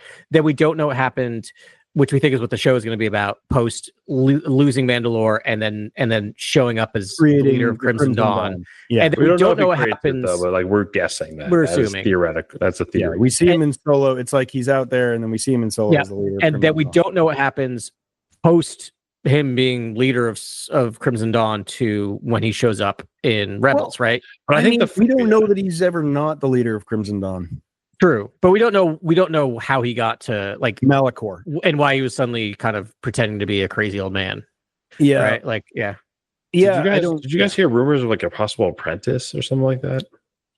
Yes, the show exploring the idea of Maul has an apprentice in the show. I think a Twi'lek female was the rumor. Yeah, a red Twi'lek female, Talon style. That's what I heard was that like the rumors George would approve. Retcon Darth Talon, who in old EU like existed 500 years BBY, 1,000 years BBY, I forget, and was Darth Malagus's apprentice. Yeah, and you could always keep them both the same because she could just take that name in honor, right? Like you could have both the old Talon and someone else wanted to rope Darth Talon in. I think it was Lucas. Really loved that design. I mean, it is a thirst trap for teenagers. Like teenage boys, straight teenage boys. I'll just say that. Yeah. That was this design. It's pretty much like back in the day. Yeah. It's pretty much like Rule 34 Star Wars, but like with a real character. Scantily clad Twi'lek, red tattooed Sith lady Empress, and I don't know if that's going to happen or not, but it would be funny if it did. Well, I think what I kind of sort of gleaned from what I heard about this apprentice character was that, when Ezra first meets Maul on Malachor, Maul says, call me old master. Yeah. And it's like the first thing you hear. It's like you hear it in a teaser for that episode. You watch the episode. It happens in the episode. It's the first thing that he says to Ezra. Yeah. I think there was maybe an apprenticeship, and then I think that person maybe defeated him in lightsaber combat. Yeah, left him said he's now an old master, and that they've sort of like progressed beyond his teachings or whatever. Like something like that happened, because Maul always has to be left in the wreckage, right? Yeah, doesn't Maul always have to be? Yeah, he's always the boulder. He is Sisyphus, is what I think. I mean, this was like one of the earliest conversations between Dave Filoni and George Lucas, is like talking about who Darth Maul is, and I don't know, or it's actually one of the first interviews I've read from Filoni. Like when he got in there, he was just like, people don't understand Maul, like what he represents, and he's really the Sisyphus of these mythologies. So now you have it. That's a very long-winded explanation of where I think Maul's gonna go. Yeah. So you know what? Is Forrest Gump, but he's not Forrest Gump from Forrest Gump. He's Forrest Gump from the sequel novel called Gump and Company, which I don't think no one but me has ever read it. It's a bad novel. But basically, it's like the same thing, but he keeps getting involved in all the bad things that happen in like the 80s. Like he accidentally invents new coke. He's like on the Exxon Valdez. Like okay. He's like he's there in East and West Berlin. Like there's all these things where he's just in all the worst parts of history, and so and it's like he's the later Forrest Gump. Well, Kira will probably be in the show, I imagine. Yeah, right. You gotta have. I would assume. Yeah, but I mean, they mentioned some other names too, but definitely like Kira will be there. Maul, we've talked about Jordan Voss too. I think there's that makes. That totally makes sense. I love that. Yeah. I'm not the biggest Maul fan in the world, but I am looking forward to this because I think having him as the main character will take care of a lot of things that annoy me about him, because it's just like he just kind of comes in and wreck shop in a lot of a lot of these things. I'm just like, what are you doing? What's your motivation? Like what's going on with you? And so now your main character, we're gonna know what's going on with him at all time. We'll know his motivation. Yeah, it's pretty cool. I mean, again, this wasn't the first thing we talked about. I don't even think any of us was like, because we've talked at length about what the next animated project would do. It's not on my radar. Had a lot of good things, and I mean, again, this is Filoni dipping into the well of like his own characters, and Resurrected Maul is definitely his guy. I do, if I could provide some constructive criticism for Mr. Filoni, I feel like he holds on to his characters for too long. Yes, I think he needs to just be like, I made a great character, and let them go and make another great character, because he can make great characters. He can make great characters. Yeah, exactly. Yeah. Yeah, I mean, Ahsoka, Ezra, should have been dead a long time ago. And yes, I mean, Ahsoka is different, probably, but no, I think she's a unique through line. I love her character, and it's like, I get the Gandalf thing, and that's cool. Sabine Wren, Ezra Bridger. I mean, he set these up to be picked back up, and they're great characters. But maybe he had the long view, being like, well, they're animated now, but how cool would it be to see them live action? I don't know. I just feel like he creates these action figures, and then he just wants to keep playing these action figures forever. I just think Sabine was my favorite character in Ahsoka, and the action sequences later. Yeah, she's wearing the helmet, like running around blasting and using lightsaber at times. Yeah, and I was like, this is cool. I want to see someone like dual wield, pull out saber. It was just awesome. If anyone's gonna do it, it's gonna be her. It was cool. What if it was the Mandalorian though, and his head blasters, and they have like thick armor, and they also have a lightsaber, and then they fight, and they can do both. I mean, and they have a jetpack, and then they You say that, but we are 100% going. Yeah, I like everything you say. I'm in on it. I'm just saying that's what it kind of sounds. I know it sounds very fanboy. Yeah. No. I just thought the action sequences looked. Yeah, agreed. Yeah. No, they look sick. The action sequences were great. I rewatched. I think she takes like a blaster shot to like the face, and then like just like gats a zombie trooper, and then I was just like, oh, this is incredible. Like, I think you could do a lot with Sabine in terms of like, if you want to keep going with sort of like, she's one of these hyper, martial characters that's just constantly fighting hand to hand, doing super cool like John Wick stuff with lightsabers and blasters. Like, sick fighting techniques. Cool, and there's going to be good stuff in there. Oh, I think actually, going back to Mandalore. I think they talked about like he has a flamethrower now. Oh no, he always had a flamethrower, but like he's got a bunch of tools. I don't know. I'm excited to see how. I want to see another evolution of Din Djarin. Yeah, that's an aside, but more gear, more tricks. His armor looks different in the pictures I've seen. Dark, right? Like it seems like burnished. Dude, nobody takes more shots than Din Djarin though. He gets lit up and then he just keeps firing. He just soaks up blaster. He just eats blaster fire, and I was like, "Wow, this is an approach." I guess is anyone having a better career and life right now than Pedro Pascal? I was just thinking about this, like the Fantastic Four trailer came out, which I think looks amazing. It was incredible. We need to talk about all the Easter eggs. Oh my god, it might have been. And I feel bad saying this, but that might be the best thing I've seen all this week, even during Celebration. But he has that. They showed like he was at. They showed Celebration. Like he got his sizzle reel for that. Last of Us season 2 starting up very close. Like it's wild. This guy's career is wild right now. I know. Yeah, he's just like he looked like Reed in this latest trailer, which it was like, he looked like Reed. We did it. Like it was I Reed. Finally, I was like, wow. I'm on board. Like the entrepreneurial sort of like the suit he's wearing. I'm like, I love this fashion mustache. Yeah, I was always a little like, I don't know about this, and then the second I saw him in this preview, I'm like, yep, that's Reed Richards. It was perfect. It was awesome. I love Pedro Pascal in the suit too. Listen, nothing against the stunt guys; they do a great job. But like the character he moves different, and it's cooler. And it's like it's cool. He's taller and thinner, and it just like the body type's right, and he does the whole acting thing. And then so I'm hoping to get some mask off Pedro Pascal. I think you have to. I think you are cast him because I think I saw a poster that was like mask, like helmet off, and I was like, oh, okay. So it's like this movie's gonna be more about like Din's journey, basically, and you're gonna use Pedro. The whole thing about this is gonna be helmet off. Yeah, that's what the movie. I think we're getting to the point. I think we're getting to the point that the helmet is just there for protection, right? Like it's no longer. It's just there when you're in battle. Because or the Creed, like if you're paying for Pedro Pascal, you want his face as much as you possibly can right now. As long as this is still, in fact, the way, then I'm okay with him taking his helmet off. Yeah, exactly. Maybe there's still a battle of ideology, and it's like he's just like this has to end, and like they're getting closer to sort of like giving someone the mantle of Mandalore, right? Like eventually, someone has to lead all the Mandalorians. It's amazing how much of season 2 and 3 are people arguing about whether or not they can take their helmets off. Ridiculous. I just thought about that, and I'm like, I don't hate it when it's happening, but when you think back, it's like 20% of screen time. Yeah. It's also like, why are we here? I thought he was a bounty hunter, and now it's like he's very much attuned to this creed, and he can't really shake it.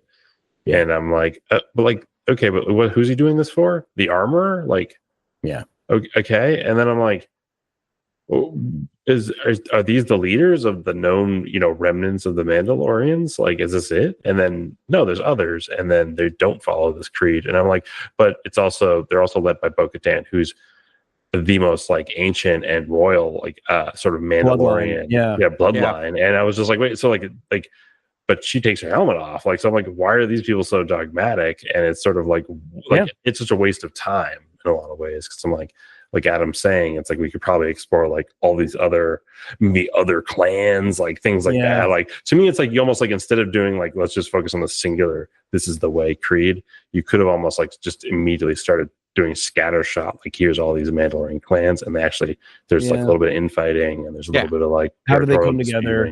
It's like pulling the tribes together.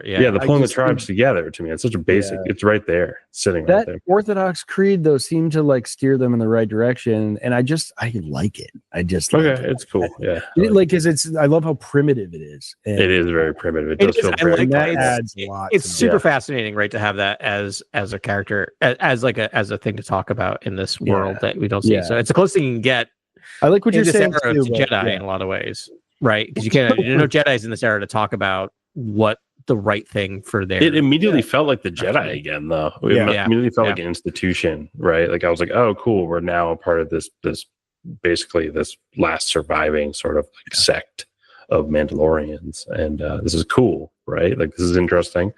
And it was like Nat Geo at the start. You're like, who are these people? And then eventually it was just like, okay, this is cool. Like I like this whole thing. But then it was like you're saying, Adam, like they really lean into it, and like the helmet cannot come off, and like in this movie, it's like we got Pedro Pascal, like we, let's The Last of Us, let's go. FF, like.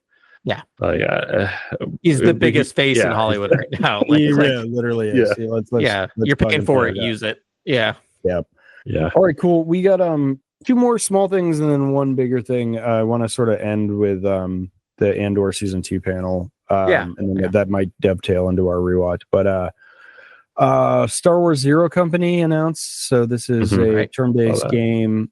Star Wars is coming out. We talked about this last week. Adam broke this news for us. They leaked some of the screenshots leaked. Yeah. The main character's name is Hawks.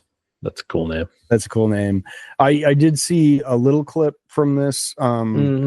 Not game engine footage. There's like a little bit at the very end that's game engine, but the most of it is not. Yeah, people are super excited. I've never played a game like this. So I mean, I guess I played Knights of the Old Republic for a little while, so that was kind of more like XCOM, I think, right? Yes, it is. That's what I've been told. Again, you guys are the. I haven't played XCOM, but I played other games similar. Oh, it's very satisfying. It's a turn-based sort of strategy shooter. It's fun. You're moving your guys behind and around crates and obstacle and barriers and sort of like cover. Yeah, really just trying. And then you're attacking them and it really tactically sort of solving how to destroy battle droids because we're in the Clone Wars era. Yeah, that's actually the coolest part of this game is that it's just during the Clone Wars and it's like after a bunch of things have already happened. Like it's sort of like what I loved about this, the reveal of this game was actually how I think everything should be revealed. It was like giving me set in place of like where I am and what's going on, and it was like after people's homes had been invaded, like he gave you each person in the crew like their backstories were basically like huge pieces of lore that I was like, oh, I know all of this stuff. And it all informed what's going on here. And I actually was like, oh, I actually complete buy-in. I actually understand why this person would be upset because their planet was sieged. This Mandalorian character, this clone trooper. Yeah, one clone trooper. I'm talking about the Umbaran sniper that was like they sieged Dathomir, and now I'm just like working for the Republic, and I was like, what? Like, and that happened in Clone Wars or whatever. They eventually sieged Dathomir, and they sieged Dathomir. It was just cool. I was like, that's cool. Yeah. Like I really got a sense of who these characters are, and I was very excited. Yeah, I'm just happy anytime they announce another game, whether or not it's going to be my jam. I'm just like, as we've always talked about, more Star Wars games is better. Just give us more. Yeah, more is better, and different kinds. That's great. I mean, I'd never. Well, that's not true. I mean, since Halo, I'd never played a first-person online shooter until Battlefront came out, and then I was like, okay, I'll just get good, and then I was like, I mean, thousands of hours on both Battlefronts, like unreal, and then. So I'll do that with this because I think it looks like a really solid game. I mean, I played the heck out of Outlaws. We did get a little Outlaws announcement that it looks like May 15th is going to be the second DLC and probably final DLC for this game. But platted that game. I then collected everything in this game, and then now I'm looking forward to that. I love the heck out of Outlaws. If you it'll be a fun weekend. It's on discount. Get the Ultimate Edition and a lot of the updates, all the stuff that people complained about has been fixed, quote unquote, in the updates. So it plays real smooth. Yeah, it's a sweet game. It's just a really immersive Star Wars experience. Yeah, it's really unique and to anything I played actually, and it's super fun. So do you want to fight a Death Trooper? Play Star Wars Outlaws. Oh man, that's incredible. Like one of my favorite. That was like one of my favorite things about that game is that because I remember the first time I encountered them, I got smoked and was running away like crazy. And then by the end of the game, I'm just like, oh yeah, I'm just gonna go like kill 5 of them, no problem. Not even a challenge. That's what's been most fun about this. I'm like, oh, I have to get that thing in like a Imperial fortress.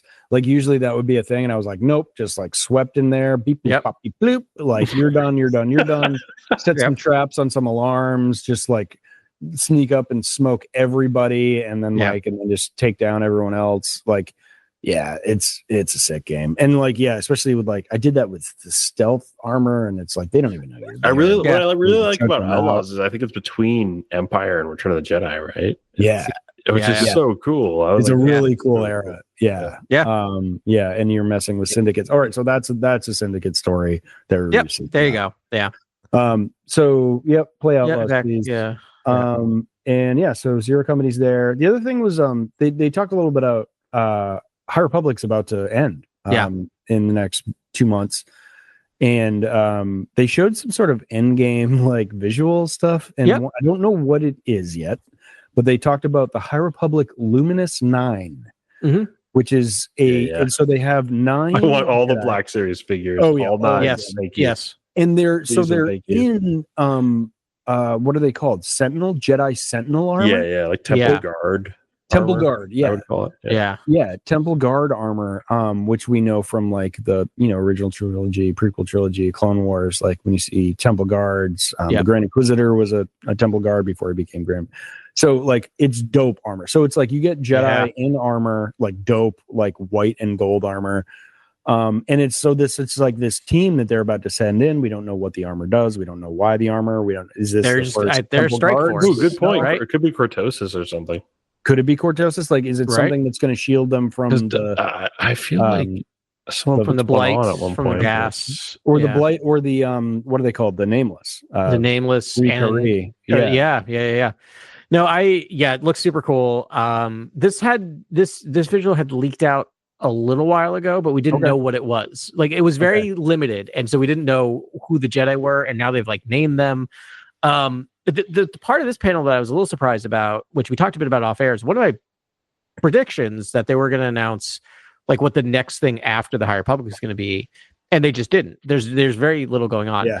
But part of me is like, you don't do this. You don't create this cool of a look and then put this in one comic and put it in a book and be like, yeah, we're done. I'm like wondering if this is going to be an ongoing comic series with the Luminous 9, like something like, are we going to follow these characters? Because these are also the heaviest hitters of characters that they've created the most time with creating super fascinating backstories to. Do you want me to do the list? Do the list. Do a list. All right. So this is the Luminous 9. Yeah. First one, Aslan Rel. So he's got like a blindfold on, which is dope. He's the dark side user, and he's on this team. That's amazing. Bel Zettifar, probably in his Charhound, isn't far behind. Yep. Reith Silas, our bookish bravado man. Love him. Tormund Buck, aka Buckets of Blood. Yep. Buckets of Blood. What was that, Adam? Come on. Yeah, I just said this. I just the same thing. No, just the buckets of blood. That's all. No wonder you said it different though. I didn't mean to. It was completely. It's not me being shy. I honestly don't know what I did. I'll have to listen back on the tape. You just went Buckets of Blood. I think I probably did. How you say it. That's how you say it. Yeah. All right. Yeah. Avar Chris. Yep. Everyone needs no explanation. Yep. Laser Man. I mean Elzar Man. That's a little quote from the book that we got. They call him Laser Man behind his back. And if you look at it, it is the letters of laser rearranged to make Elzar. Try not to think too hard about that. Nope. Buryaga Agaburi. Yep. Thank you. He looks the coolest, I think. Yeah. Empathetic Super Jedi. Tarek, not Sarret, his twin, which is wild that they're not together. And also, I just fear of the Jedi stuff happening there that people should read if they want to. Right? Yeah. So, with the Sarek and Tarek. Yeah. And then actually, this could be the second coolest thing is Ty York. Yeah. Monster. When I saw Ty York in the armor, I was like, spoilers, this is the cool. I need this. Yeah. This action figure. I know. They really better do it. Like, just release them all. Put it on for like $300. I'll buy it for like all nine together.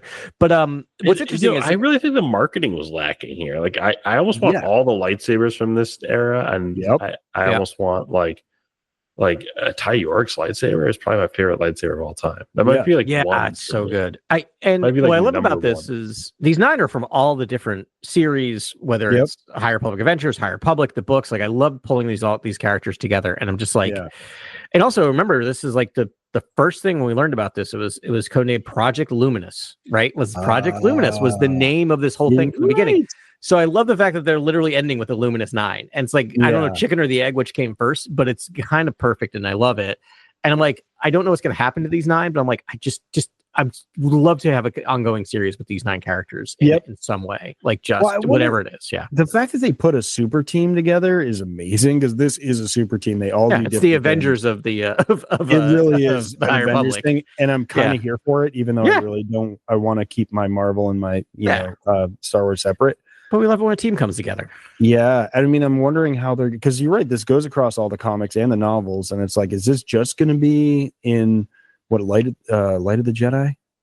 Trials of the Jedi? Trials of the Jedi, or is this got to put them in comics too? They look so sweet. Like you got to put them. In comics. We need like everything marketed around this because the look is incredible. Like I almost want like bed sheets with these guys, like everything. You know.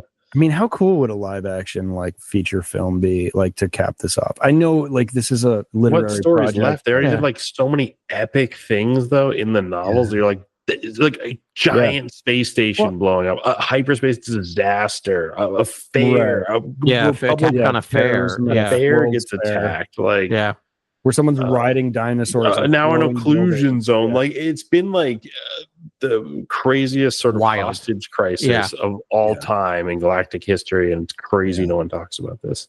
I know it's such a good series that it is good. I'm just saying, like, I don't know what movie is left because right. I mean, other than stopping the you're right. Like there, Charles Soule is going to just put a beautiful capstone on this series, I'm sure, and all the authors will in their own way. But really, we're all looking for Trials of the Jedi is the novel that's going to ultimately June. Nice. Yeah, I think it's June 15th. Yeah, June 17th, something like that. So that's when we're going to get that novel. I'm reading Path of the Light Into the Light. Claudia Gray's novel right now. We're gonna obviously after Andor, we're gonna go hard into the Summer of the High Republic.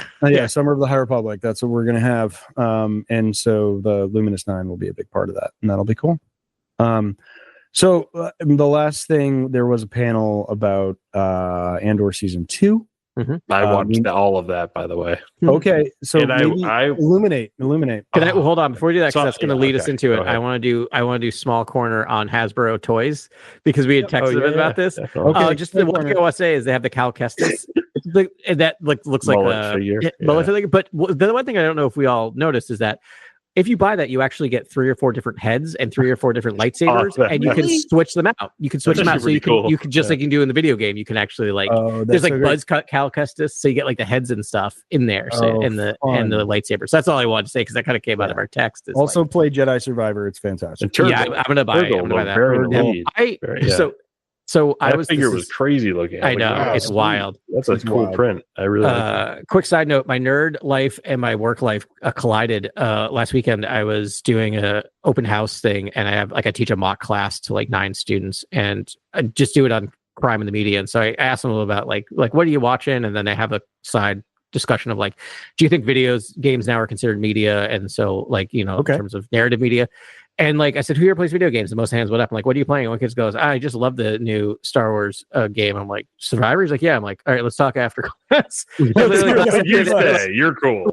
Like they all went to go get, they all went to the food trucks to get lunch, and I hung around with this kid for like 15 minutes just talking about the story of that. So it's just like, yeah. That's so funny. So he wasn't playing Outlaws; he was playing Survivor. Yeah, Survivor. Yeah. Yeah, I mean, dope game and all the cosmetics. But the only one that I've seen though has been the handlebars mustache with the mullet. Yeah. And then it's great. It's cool. And then the other one I want to hit really quick is like you saw the Ronin action figure from. I did talk about being in the booth. I did not see it though. So it's amazing because it's in black and white. It's a black and white figure, and it's the Ronin and the droid, and like I want it. Vision season from 1. Visions. Yeah, I want it. I think it's like $70. Wolf. And I'm like, I don't know if I can pull the trigger on that, but I really want it. Yeah. That might be a Father's Day present. I might like send that over to Carly.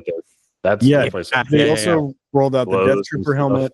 The green nodes glow on the bottom, and then you have a laser. I almost thought they were going to say there's a vocoder, and like when you talk garbled. I was waiting for them to be like, "There's also." It's not even like what you said. It's basically just like garbled Death Trooper language. Yeah, you just hit it, and it's just like no matter what. Exactly, it just does that. Yeah, yeah, exactly. That's all it needs to do. It's very simple. It can even be like a bad recording that knows you're talking. Yeah, that would be awesome. So that helmet got rolled out, and also, so I maybe I'll talk about this now. I saw Manny Jacinto interview with Kristen Baver. Did the interview? She did most of the ones I saw. Very busy this weekend, and they gave Manny a helmet, a Stranger helmet, which is coming. It's not out too, yet. Right? Yeah, Black Series Stranger helmet is coming. is coming. And yeah, I thought I've seen some like ads for this, but it's not out yet, but it's coming. And they that's actually a pretty haunting piece, like to put it in your corner. I kind of want one, bro. I already have, you can't, well, you might be able to see, I have my Mando helmet behind me. I've got both my Mando. Maybe just like one more helmet. Boba like behind me. I love the design of the Boba helmet, I have to say, is like my favorite thing to have in the corner. Yeah, it's dope. It's just like out of control, honestly. It's out of control. I would love a stranger helmet, and I think that might have some glowing things too. I don't know, but it's like rugged and it's frightening. There it is.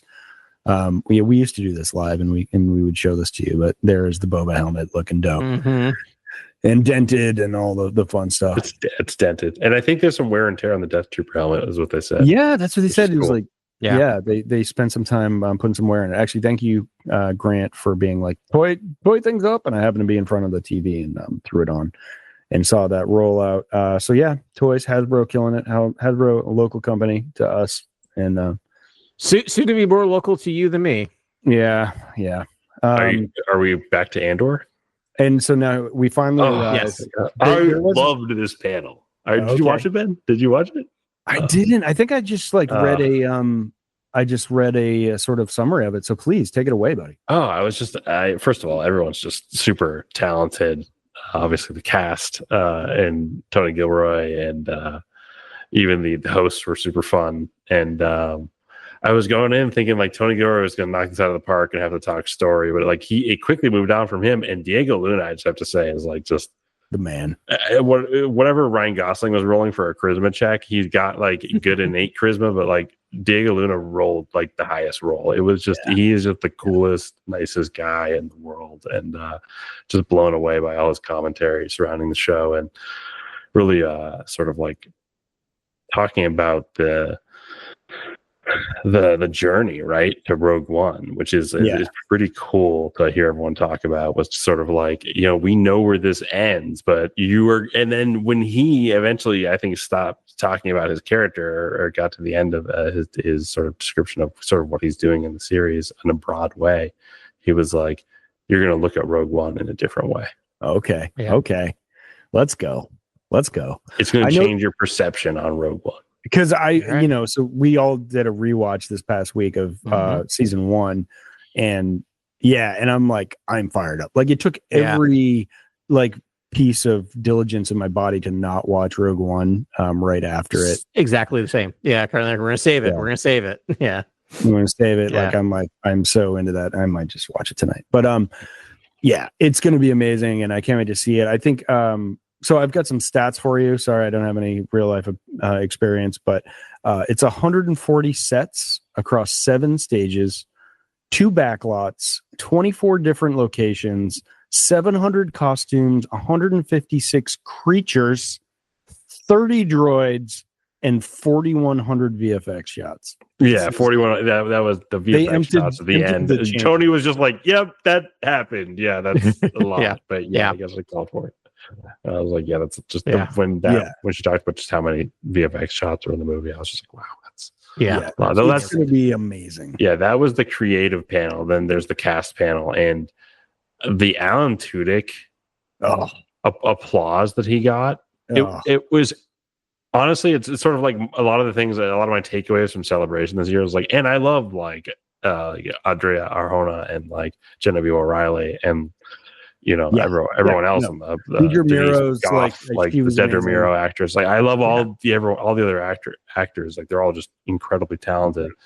But like, it was just so interesting to sort of like, my takeaway from Celebration was like, people love the sort of strange VFX weirdo who's like detached from the plot in Star Wars. They don't really, they love the actors that are there in present, being filmed, but they also like the person who's kind of behind a veil of being an alien or of being something that's removed, kind of like half removed from the story. And like, his applause was just like, it brought the house down, and they already knew the character, and it was, but it was just, I loved all the characters from Andor 1 to the point where I would be clapping and giving that vigorous applause for each of those characters. But when it was just crazy the amount of applause he got.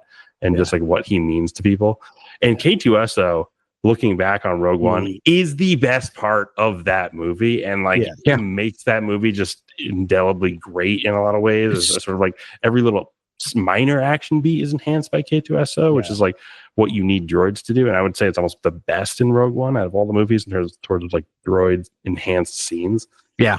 I remember an anecdote from like after the filming, and it was after the movie came out, but I think it was with Gareth Edwards, and like Alan Tudyk is just sort of like, oh, hey, like, did that work all right? Or should it be this? And talking about like whatever. And Gareth's like, dude, you're going to steal every scene you're in. Like, don't worry about it. Like, you're going to be amazing. Like, you're absolutely killing this. Like, don't worry. I heard he was, it sounded like Diego had like just an incredible time acting against Tudyk too, where it was like, and then he's like, when you look over there and it's like, he has a soul. He brings like a soul to the droid. And I was like, I can't wait to watch this series. Like, that's all B2 is even treated with a soul in a lot of ways. It's true. And I think everyone. I think having him live on set also adds a bit of that special sauce, right? Like being there and being able to do alt lines and just being able to react off of it, and just I think it's great. And they like, I think Diego was making fun of him about it being like, he's like, I can't wait. He's like, it was so great to see him in the skin tight suit. Yeah, he's in the skin tight gray like mocap suit. That's what I'm talking about. Is he still on? He's still on people stilts? Like that process, like they want that. I think people like that and expect that in Star Wars and want more of that. Essentially, is like have a huge actor. Alan Tudyk is by no means a small time actor. He is an incredible actor. Like I have loved everything he's been in by everyone. He's just both live action and voice work, and he's just multi-talented, multi-hyphenate sort of talent. Show on Sci-Fi, like Resident Alien. That's things. Resident Alien, incredible show. It's currently started really Dodgeball. Like he's. There's so Firefly, Serenity, another Firefly, like sci-fi royalty. There's so much that he's done that I love. He's also the Stan Lee of Disney animation. So any Disney animated movie has a cameo by Alan Tudyk in it. That's like the Stan Lee. He does a voice. Every like Encanto, Wreck-It Ralph, he's always there. And that's my favorite thing watching my daughter. I'm like, oh, there he is in Frozen. There he is. Like just picking him out where he shows up. He's super fun. He's the chicken in Moana. So he's like, literally he does the voice. That's his show up in Moana. He does the chicken voice. Like he's in. I think you could always put like literally almost an A-lister as like a character that's almost a complete VFX character. Yeah. And I think fans love that aspect of Star Wars. It's like, oh yeah, just do that incredible actor as this VFX sort of performance. And that's almost what K2 is, almost one of the best versions of that, where it's like, it's Alan Tudyk. He could do this. It could be a character that's just an Imperial officer that's helping. It didn't even have to be a droid, and he could even do that part, right? But like, it is a droid, and he's crushing it, and it's just a human character, and it's like, I believe it too. I like when they lift Cassian up in season 1 against the wall or along the seaside. It's like, oh, they're real, like they're tangible. I was almost hoping that it looked practical even in that shot where they're kind of holding Diego. It does. It did look. It did look very practical. So they feel real to me. I like those Imperial security guards. I love that. Really like the design. I feel like season 1, it was just a check to see if they could make it work. I feel like that's why they had that scene. It was just like, can we make this work for longer in season 2? And it absolutely works in season 1. They did keep talking about him being born, which is hilarious. Oh, that's funny. Yeah. K2SO? I mean, we're gonna see. This is gonna be depressing. We're gonna see. It was kind of embarrassing, maybe. That was sort of like the insinuation that was kind of an embarrassing moment when he's born. I love it. I was like, I cannot wait to see what this means. Yeah. Do you want to hear a depressing thing? I just realized we're going to see K2SO's entire lifespan on film. I know. Yeah, that's we're going to see him born to death. Like that's wild to think about that and depressing. That's the scene I get most. That's the death I get most emotional about in all of Rogue One is the death of the droid. Dude, I'm like choking up just thinking, stop. I know. It's like, stop it. Yeah. You can't go there. I'd go straight up cry after watching him and like having more of him in Andor and I did hear one bit that Alan said where he was like, I kept holding out for a standalone K2 fast, K2 serious. K2 furious. Yeah, that's great. And it's a good bit. That's a good bit. That's the one. But they did confirm that they are going to get the meeting between nice. Oh my goodness. I have to say though, Genevieve O'Reilly gave away quite a bit of like story information that I almost like a lot. I was like, whoa, I like know a lot of what's going on with the Mothman family. Yeah, I was. Do you want to share it here?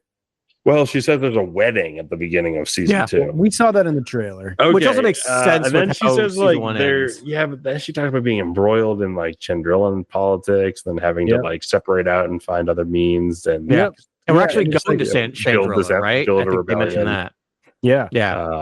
Yeah, and ultimately needs to like make it was a lot of good stuff. I was like, this is awesome. I just didn't know how much listeners or people would really want to hear, because it's like I think a lot of people want to go in just not knowing anything.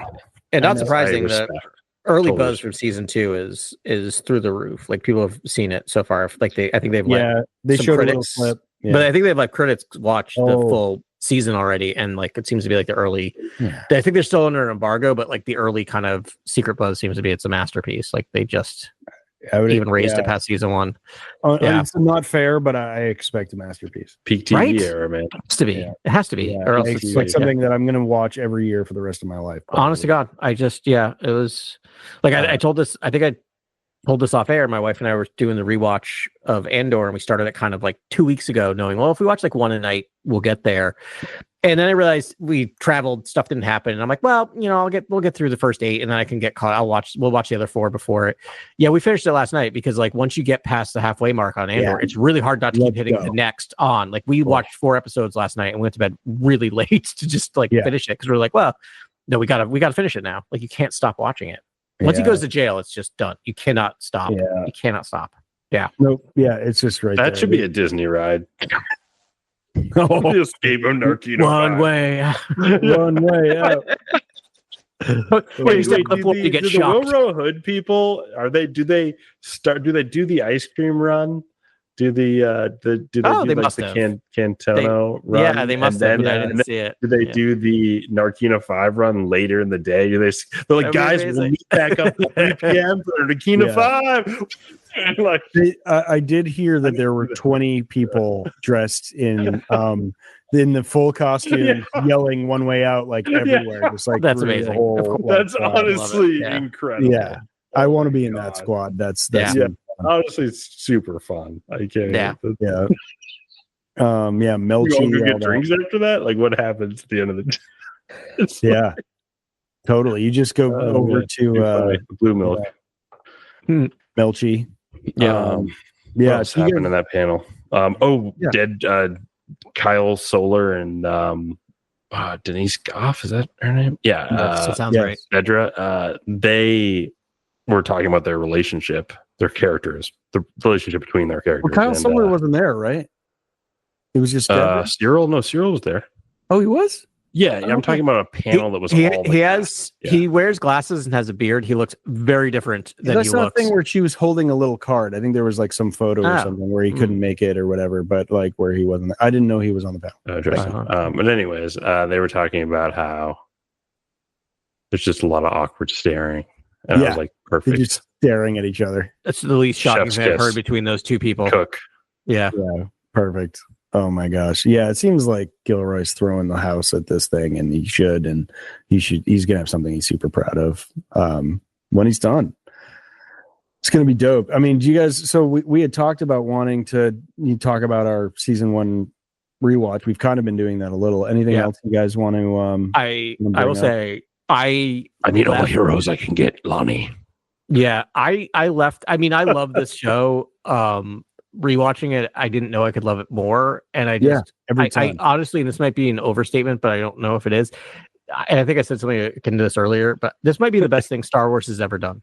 Literally might be the best thing. It's not hyperbolic. It's not right. It, and I don't even mean that. Like, yes, I mean, yes, Star Wars is amazing. A New Hope is amazing, but like this is like damn near perfect. Like damn near perfect. I have one critique, and my only critique of this whole thing is that the Death Troopers don't talk at all in any of it, and that's my only critique.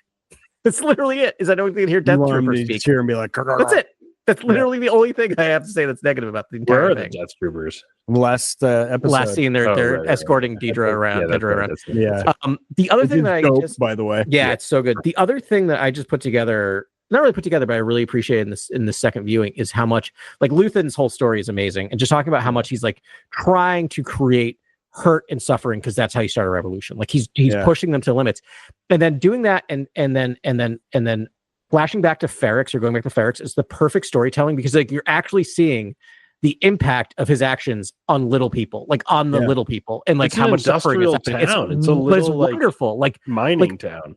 People get hung, people get like tortured because of the stuff that Luthen's doing, and it doesn't make him wrong. It just I love that they're not going to shy away from that, and that he doesn't shy away from it either. Like, and we talked about it's not like he doesn't hate himself for it. He does. That speech again, we've talked about it all the time. That speech on the railing is just one of the best speeches ever written. Just best monologue ever. Well, have they given up everything?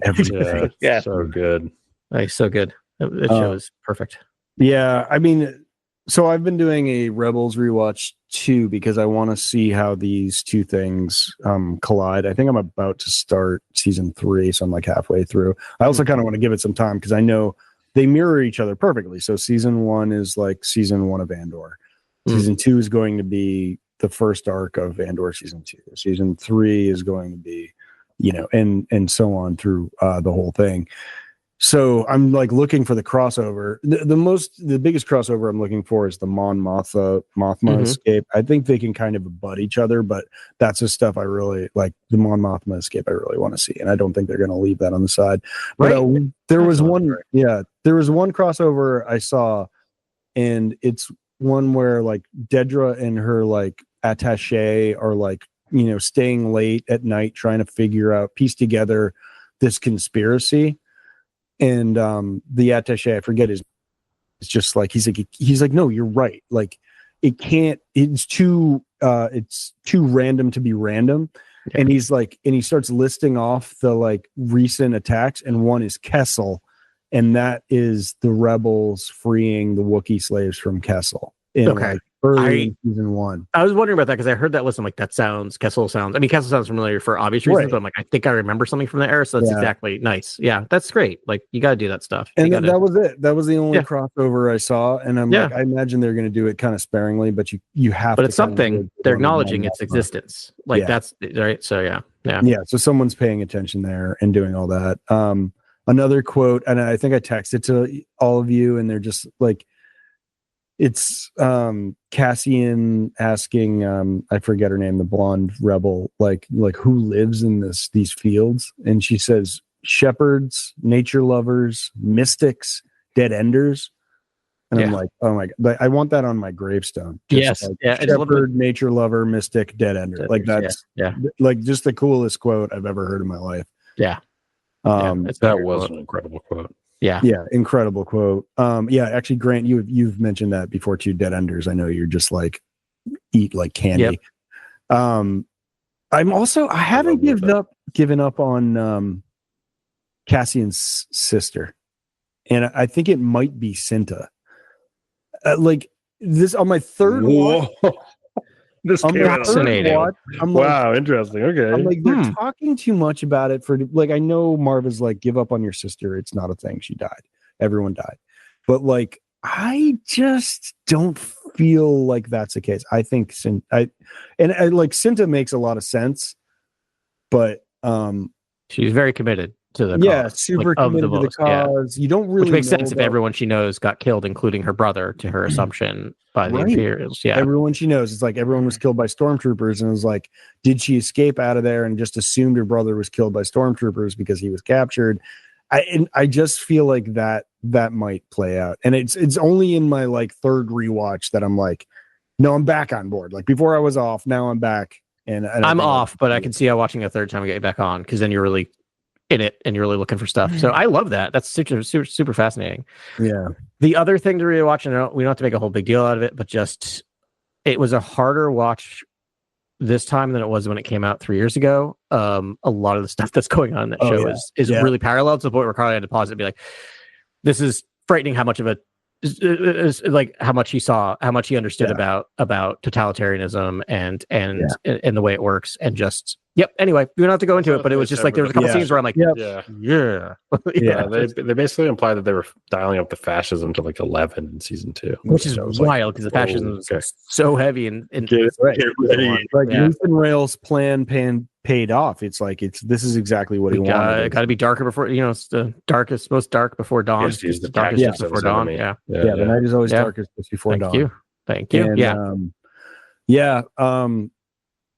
it is. I mean, it's also very inspiring. Actually, I tried to go the silver line, and I was like, similarly, it never ends in a way that's depressing. Even if bad things happen, you see there's still hope there, which I think is like probably something that actually really cool. Took away from hope. Hope is that's my favorite moment of the entire series is when Cassian stops by Clem's stone in the wall.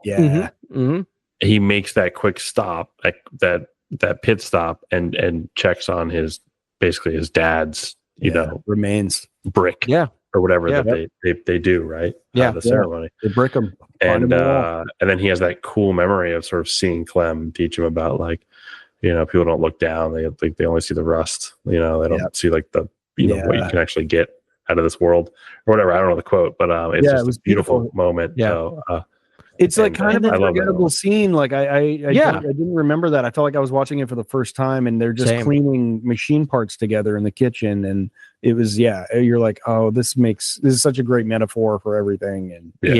And and Marva's death, I remember watching it the first time through, is very sad to me, and it was not sad at all this time, because knowing that her death is the spark, right? Like her like just and the fact that she seems like this, they treat her like a silly old woman who's trying to help the rebels, right? And she creates a rebellion on Ferris, right? Like it's amazing, right? Like she was like, it's hope, right? It's her hope sparks this whole thing, which is amazing. If you listen to her like final monologue and Don't Cry, it's like you don't feel it's amazing. And then and just like it just shows, like the Cassian stuff is so great because it just shows how someone becomes radicalized, right? Like it just shows because he just starts out not caring, not wanting to be at all connected to this, and just being under the boot heels of fascism in those ways, and just the importance of the jail plot line is huge, right? That's what gets it. That's what radicalizes him, right? Of just learning that we're cogs in this machine. Yeah. Can I just add to that real quick? Yeah, please. The one thing I put together that I don't remember putting together before was that there's a scene where he's thinking back and he actually attacks the stormtroopers as probably a 13-year-old, and then we know from his talk with Eben Moss Bacharach that he did time in juvie. I think that was his first incarceration. Good call. They show him like with a spear. Yeah, you see that he's about to go right up and hit him. Yeah, you're absolutely right. Good catch. Yeah, that's exactly what got him into. Yeah, so that, like, let's not undersell the first time he was incarcerated. Yes, but that led him to just disconnect. It felt like, right? Like he didn't, because even when he's with the rebels, I mean, he wasn't going to give up, and it wasn't always about being paid, but he was feeling disconnected from that. He was just feeling like he was hired. He's an expert. He knows how to do stuff. But the second you get, I mean, that's why he ends up in Luthen's ship at the end, is because of everything that happened in the jail, and then seeing what happened to his mom and seeing what happened to Bix. Like, it's just like, that's rad. That's what happens.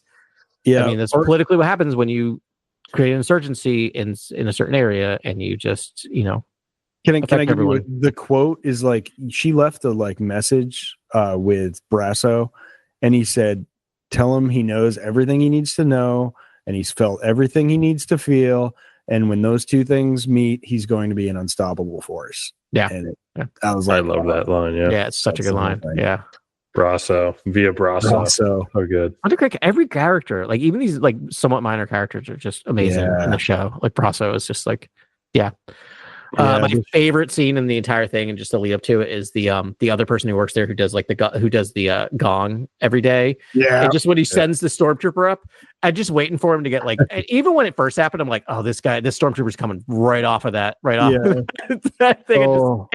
It's the show is not funny, but it will ever so often have enough of a chuckle that you need to break the tension. That was an amazing stuff. Oh, that chaos! Yeah, when all the chaos breaks out, it's actually there's a lot of funny moments in there. There are. It's actually really deft. It's like Cyril and Dedra stuff. It's like, why is this happening? Wow! Time and place. Smoked. Yeah. And then the other, the actor who played the corpo who runs the operation is hilarious. Oh, he's so funny. And the fact that he comes back again at the end, and then he's just sitting there on the streets just drinking at the end of it. Chef's kiss. Oh, his character. He's been in a bunch of stuff since that I've seen recently. He's so good. Oh, good. He's a good character actor, and he just like his character gets a full arc, and I hope that they give even that guy a full arc in the series. He's so good. He's so good. Definitely. Yeah, the guy in like ringing the bell, and he's just like, oh, it's on when it's a melee. He's just smashing the thing, and then it's just like, so your plan was to send a single stormtrooper up a tower to fight a man that does nothing but swing hammers with giant hammers, and the time grappler. Yeah. And he's so serious about it. He does like the chi summons with his breath. He's like, oh, I know. He's just like, slam. Oh, and he just so what a great character. Great. I just love seeing stormtroopers, like just old school stormtroopers around. It's just so great. They're still very scary. Mm-hmm. Obviously, Mon Mothma is amazing. Yes. There's one thing that when she talks to Take Holda when she's recruiting him, which is like the recruitment scene is like put it in the Louvre, but she's like, I'm going to tell you something only 3 people know about. And I wanted to ask you guys, who are those 3 people? And I wish you could see this shot of Grant. It looks like Vader. It looks like Vader going in the egg. It does. It's like it looked like Vader like getting put in an egg, but he was just raising his like super chair. Oh, wait. Sorry, that just reminded me. And we'll go back to your question because I want to explore it. When they're torturing Bix, they have the exact same sound. The door that opens and closes is the exact same sound of the door in the Death Star, and they do the exact same shot when the door comes down and the camera goes. It's the exact same shot as Leia getting tortured. Anyway, I just love that. It was amazing. Okay, exactly same shot because that shot lives in my brain as a kid because it terrified me of just like the camera just looks down and just like it's just and you see the boots stomp by. Anyway, but yes, so she says only 3 people know about this, Mon Mothma. Yeah, she tells Take Holden only 3 people know that Mon Mothma is a rebel. Yeah, who are those 3 people? Luthen. I don't know the third. It's Luthen. It's her cousin, right? What's her name? The one that's in the rebel. Right. So those 2, I don't know. Vel Sartha. I thought one of them was her. Like Vel, her cousin. Yeah. Oh, yeah. Val. Val. Thank you. I mean, could it be? Is it Bail? Like Bail Organa? VEL. So, it's either Bail or Organa. I think that's a good one because we just read that book, Reign of the Empire, the first installment there, but there was a Fear, which is name checked, by the way, in this show is Mask of Fears, name checked. It's in the manifesto. He uses the term Mask of Fear in the manifesto. Yeah. Oh, Nemec. Nemec. We should talk more about the. We can't even talk enough about his performance in season 1. It was like. And like, is that the rebel manifesto? Essentially, is that the revolutionary? I mean, it's sort of like Nemec's code of revolution. Like what? Again, the fact that he reads it right before he turns is huge. But Ben, you're saying what do you think the other possible third person might be? Saw Gerrera. Oh, interesting. Maybe, because that's the triumvirate from Mask of Fear is Mon, Saw, and Bail. Yeah. And Luthen and Clea. Yeah, maybe it's Clea. It could just be innocuous like that, because Luthen's like no one else in here. Like we're not bringing anyone else, but Clea definitely knows. Clea knows. Yep. So that's got to be. I think that's the third person. Yeah, I forgot about Clea. I think which is the point. You're supposed to forget about her, and not in a bad way, but you know what I mean. Like she's really the Mom's husband. Like I feel like Perrin. Perrin don't know nothing. Perrin being an informant. Doesn't know shit. Okay, all right. She said she told Tay, she's like, he knows nothing. My favorite scene, one of my favorite scenes is when she is like going after him about gambling. Oh, that's the best scene. I love that. And I love that Perrin is not in on this at all. Yeah. Yeah, it feels like he's definitely. And he's just sitting there going, I really did. I just imagined the internal logic, the internal conversation. He said, "But this time I really didn't. I know I did a million times more. This time I actually didn't." And she doesn't believe me. Like, so funny, right? So likely actually ruining her marriage just to save this rebellion, which I was like, this is kind of incredible, honestly. And the fun thing is like, so I mean, Mon Mothma playing statecraft like a fiddle, like. She intentionally said, hey, let's silence, please. Turn your comms off, knowing that he'd record it. And then there's a scene later that connects, and the other, the black officer, ISB agent. Yeah, the other was like Dedra's like rival. Yep. Yeah, you see him getting the report. You hear him getting the report of that conversation, and like them coming to the conclusion that Mon wanted them to come to. Yes, and, it's such a great moment. So good. It's just 2 quick scenes, and you're like, you knew what she was doing, but you didn't know what she was doing, and then so great. And I just feel like she has to keep it up with Parent too. Like she can't even say I was just doing that for whatever. So like he's sleeping on the couch tonight, and he doesn't even know why. It's like, it's like it's great. Like because she made that decision, she's separated from her family, which is just insane.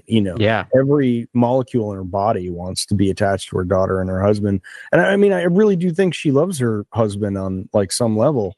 I think so too. And Mask of Fear did a good terrible to her through this whole series, and she's like, all right, I'm gonna give you both what you want. Yes. And I know it's the worst thing I can do for you, but this is what you want, and this is gonna help me. And okay.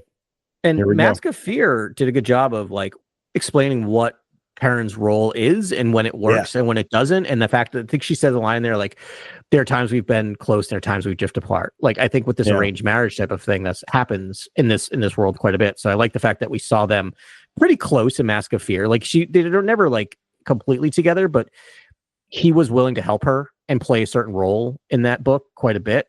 And I like that we get both of those, right? We see them when they're doing okay and when they're not. Yeah. And having a teenager probably does not help it being easy, because like the daughter is just playing. Oh, like, she's a monster. That breakfast scene is just so uncomfortable. So it's just the worst. Yeah. Oh my gosh. Yeah. I took you into this world. I'm going to take you out. She is such a brat. She is. Yeah. Yeah. Crazy. I heard another weird name, Mia Pei, using stolen gear. There was some bunch of stuff in there. Mia Pei. Oh, yeah. Yeah. I don't know who that is, but that's another named rebel. Stuck out. Yeah. There's a music note I have is the funeral march. So the music during like Marva's funeral. I've noticed it before, but I just loved it again because I had forgotten about it. That like it's a really slow funeral march, like to start. And then like the confrontation with the Empire comes, and then it turns into like a military march. Yeah, it's wonderful. The other thing I love too is like we've talked about how the opening sting is always different, right? And in that episode, it's actually the off tone horns, which because I remember like I'm like that sounds bad. Really and then I'm bad. like, and then what happens in the show? I'm like, oh, that's why. That's great. That's really It's like that's actually, if I can just musically dork out for a second, that is the like one of the vibes that travels through all the music in Andor season 1 is off tone. They so when they play the like some of the string stings, they play a synthesizer under it with like one of the oscillators off pitch. And so it like wobbles in and out of tune with the like string sound that is in tune. And it's like, and that it's that combination of the synthesized and the organic and then the off pitchedness that is like the through line of all the music that they play. And so it makes sense that like, even did you see that little sizzle that they did, like the compressed sort of like recap? No, did you? Oh. So I watched the whole thing. So I'm you gotta check it out online. It's a really cool sort of like edit of like all the events, but like using Brattel's music. And I was like, oh, all right. I'll definitely check that out. All right, that sounds great. Yeah. So like on its own, it stands as like like really focused on like using the score to show plot beats and like show like character moments and just hype the show in a lot of ways. I think I'm afraid I'll run through one of my walls if I watch that. Because like I can't. It's so cool, dude. It was basically just like a shrine to the Brattel Andor just vibes situation. Nice. And it was like not really about plot or like it wasn't like really trying to talk about the plot as much as it was just like this is kind of the general feel of Andor. It's like very gritty, very sort of like it's a hard science fiction in the fairy tale. It's very feel the galaxy. You feel like you're in the galaxy, right? Yeah, very tangible. Yes, for sure. Yeah. The mining town, the security droids. I forgot how much time you spend at Ferrix. Like I knew like intellectually, but watching it the second time, how much they cut back to it. I love it. Like it's such a grounding way to tell that story. Like you always have a home to go back to see where all these other things happening at a galactic scale are impacting. It's so wonderful. I also just kind of randomly just watching these, just how much like you said before, Ben, there's like the first 2-3 episode arcs, and then there's a kind of, it's really just 6 episodes, but there's like a little wonky, but like the last 2 episodes kind of stand alone. Yeah, it doesn't work perfectly, but I'm so glad they're releasing 3 at a time. It's going to make my Tuesday nights a little rough, and make my Wednesday mornings rough. Yeah, but I am so glad because I remember loving the show the first time through, but feeling it was kind of slow because it is. It's a pot boiler. Like it's slow. It slows down where it needs to, and with the rewatch of being able to just watch a couple episodes every night or 3 episodes every night, it's just like this thing moves so fast and so great. Fast. Yeah. That's the thing. It really deserves to be watched like consecutively because it's like for me getting done with A New Hope being like, no, I need to kind of put in an Empire Strikes Back right now. Like it just, you feel that gravity of being like, no, I really want to know what happens though. Like let's keep going on this thing. Yeah. And I think each of these, because they're going to be set in various years, they're going to be complete stories. Yeah. They're going to be powerful, like movies. Yeah. Yeah. They're gonna be like banging feature films, and they're gonna be that length because I forgot Andor show. Every episode of Andor is like 40 minutes to 50 minutes long, and you put those together, you have a 2 to 2:15 story. Like it's great. That would be sick. It's what it's gonna be. It's gonna be a movie every Tuesday night for the next like a 2-hour film every week. Excited. I don't deserve that. Like I'm not really a very good person. I don't like deserve that. But what an admission! Oh my goodness! I know. Let's say Star Wars fans in general. Star Wars fans in general. Breaking news. Yeah. You know, I'm always trying to do the right thing, but the fandom menace. It's hard. They don't deserve it's hard. The fandom menace. Yeah. Grant, what did we forget, man? What do you want to talk about? We crushed it, dude. I don't know. I think we aced it, and I think we got a birdie on the hole, and I think we're good to go. Like I don't. What else did we miss on Andor? I feel like we covered it.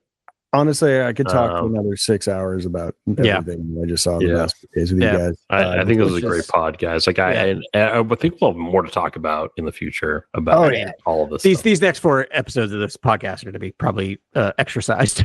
Yeah, that's my guess. Yeah, and we'll see. We usually roll out the pod. It's a weekly pod. We try to roll it out Sunday night. We'll see what we do for Andor because I'd like to stay topical. And the last series we watched, we did a pod the same night we watched it. I don't know if we're gonna be able to do that. I'm already saying no. I can't do that. Yeah, 2 hours thing.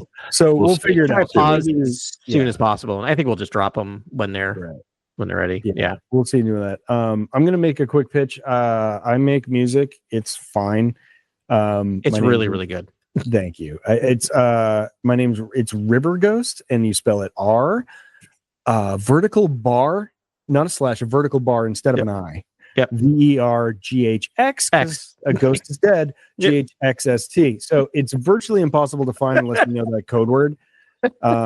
But I am releasing an album on May the 4th. That is my Star Wars music. Yeah. I'm calling it Cantina Chronicles Volume 1 as an homage to this because we've been Grant and I are always trying to make Star Wars music and doing that thing. And so, it used to be kind of background music for the show, but I gave up on it. But I just want to make everyone know, like that's what Ben did. Like Ben created like an hour and a half. How long is it? It's like it's an hour. It's an hour of new music that sounds in universe.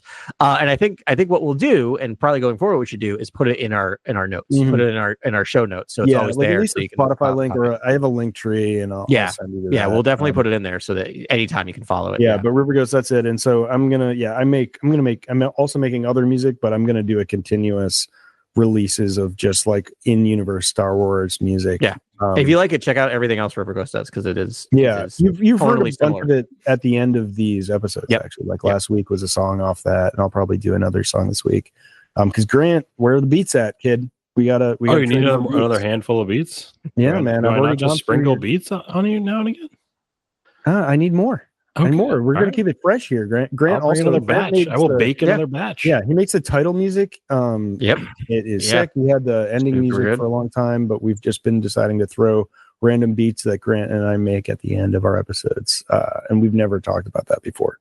No. So if you're still listening, that's the deal. But I'm gonna try and pitch it leading up to May the 4th, that album a little bit. And that's the only advertisement you'll ever hear on Cantina Chronicles. You're gonna drop that new gem right now? It's May the 4th. It's coming out. I figured that's appropriate. Yeah. Gonna cut Star Wars Day. Do it. I love it. Star Wars Day. So that'll come up. But awesome. This was great. We're going to talk about all this stuff a million more times. We learned so much this week. But thanks very much for listening to us. And we will talk to you again next week on Cantina Chronicles.